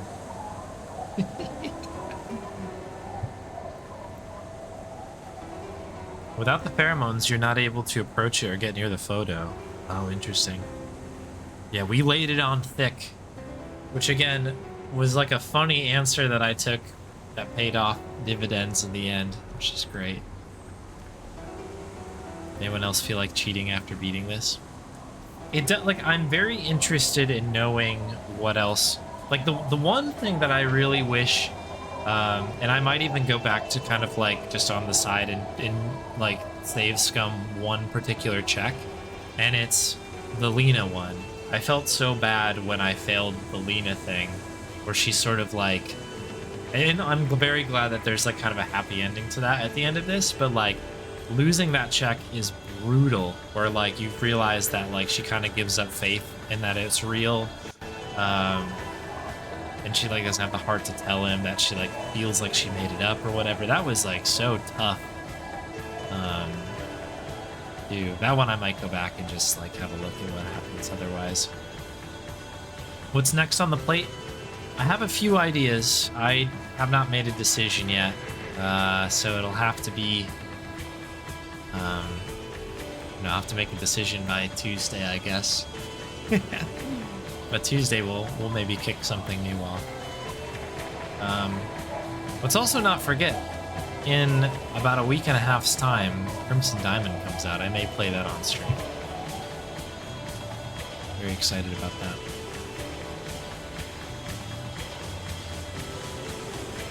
There are a small number of checks that are truly impossible, regardless of skill level, even if they say they're possible. The bunker door on the coast that you were stressing over is one of them. Oh, no kidding. There's some, like, red herring checks. Oh, how interesting. Yeah, that one just seemed like such a long shot. I actually had forgotten about that. I would love to finish up the Raver situation as well, because I didn't end up getting around to the rest of that.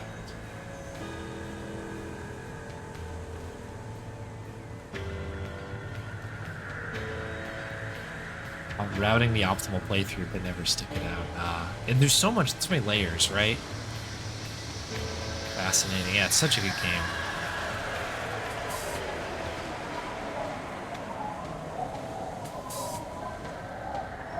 That dance sequence has the worst failure condition in gaming, really?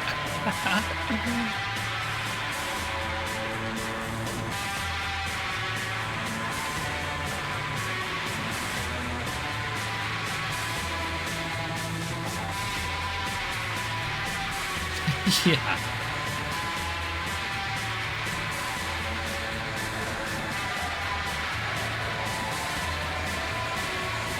The traps were never gonna be. Yeah, that's the thing. Especially once it got big, it was like, okay, like that was also kind of a dead end, no matter what. The game just does a really, really good job of sort of like setting your expectations in certain spots, and then either forcing you to waver on it or like suggesting it in like 10 different ways to where you either get distracted or you do just kind of forget about it or bail out on it. It's so good. And then yeah, it has a way of coming around. I'm glad they like spoke to like the dust on the ground and the souls, because that to me always felt like a loose end. Yeah, I don't know. So interesting.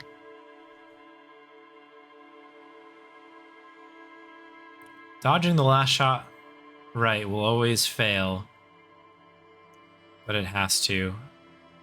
Yeah, I guess like it's sort of changing to the last act, right, of the story. Like you kind of have to fail a little bit. I am kind of like interested in like that situation, because I know everybody was kind of saying that like obviously the conditions of the tribunal is that like if you're armed and ready to go and you must pass a couple checks, like you can save more of the Hardy Boys. You know, that's kind of interesting. I do like that the game allows you to keep playing though, like despite that. Like, you know, we the thing is, for me, I don't know how everybody else feels, but like getting through that whole thing like felt very I know we lost a lot of Hardy Boys, but like it felt very like we had sort of done the impossible almost. Like it felt very satisfying in its own way, you know? Kind of interesting. Or like going in there without a weapon, and everyone's like, wow, I think somebody did right during the middle of it being like, I don't think I've ever seen anybody try this without a weapon, which I was like, oh, okay, interesting.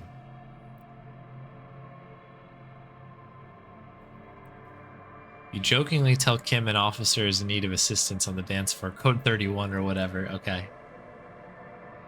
You can do authority to try to order him, but if you fail to check, you straight up call him a slur and double down on it. Oh, that's terrible.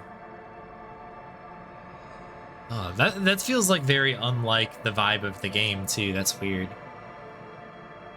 Save scum that and every failure that him. Yeah. You can convince Titus he should become an RCM officer. Oh, really? I remember that conversation. But he like immediately shuts it down or something when I did mine. But yeah, protect Kim at all costs. As I was trying to go through this game, I was trying to figure it out, as I'm sure everybody does with detective games and in games like this where you're really thinking about it, you know, like what is really going on. And I am so pleased that Kim was like exactly what Kim was like on the tin, like good guy, like a little bit goofy, understands like Harry, like driven towards like the progress, but like let you cook in your own way and it had your back. It's like so good, right? Like I had such a fear, and I didn't think this would really happen, but you never know. But like I was like, I wonder if there were two theories in my head where I was like because I don't know what's going on, is Kim like an easy twist or an easy turn on some like a story like this is like, oh, Kim is actually the bad guy or something, and then there's like Did we do it? You know, all of these like kind of, I guess, sort of obvious or low-hanging fruit type things. Like, I'm so glad that it kind of stuck to its guns. And it was all in front of you the whole time, I guess, but also it wasn't. It was very good. I don't know. I had such a worry about it. And they spent so much time also, this is my other like tinfoil theory, was that it was going to turn into one of these games where we were actually like in the video game that they would keep talking and referring to constantly in the game with like the one that Suna was working on back in the day, where it's like, oh, we're actually like playing that game or something. And I was like, I guess that's clever, but like it's like a little too meta. Like, I don't know. You know how you're trying to like just parse out and cook exactly like what is this actually doing? You kind of head goes 100 different ways. I thought that was a very satisfying ending to the game. Ends up being some insane human being, and possibly a phasmid, on an island. Pretty cool. You went with physique all the way. Big and weird payoff at the... Yeah. If you save his life. Oh, yeah. So wait, is there a... Since we can talk freely about this, I know that, like...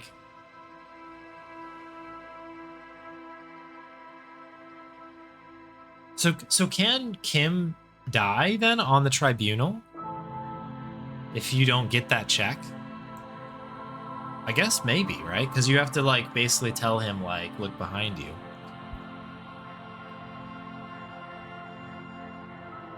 Detective Kuno? What? What? Was that a joke?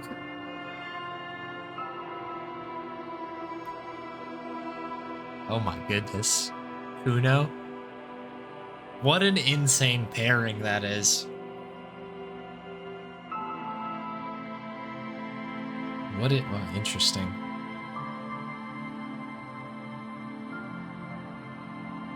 That's crazy.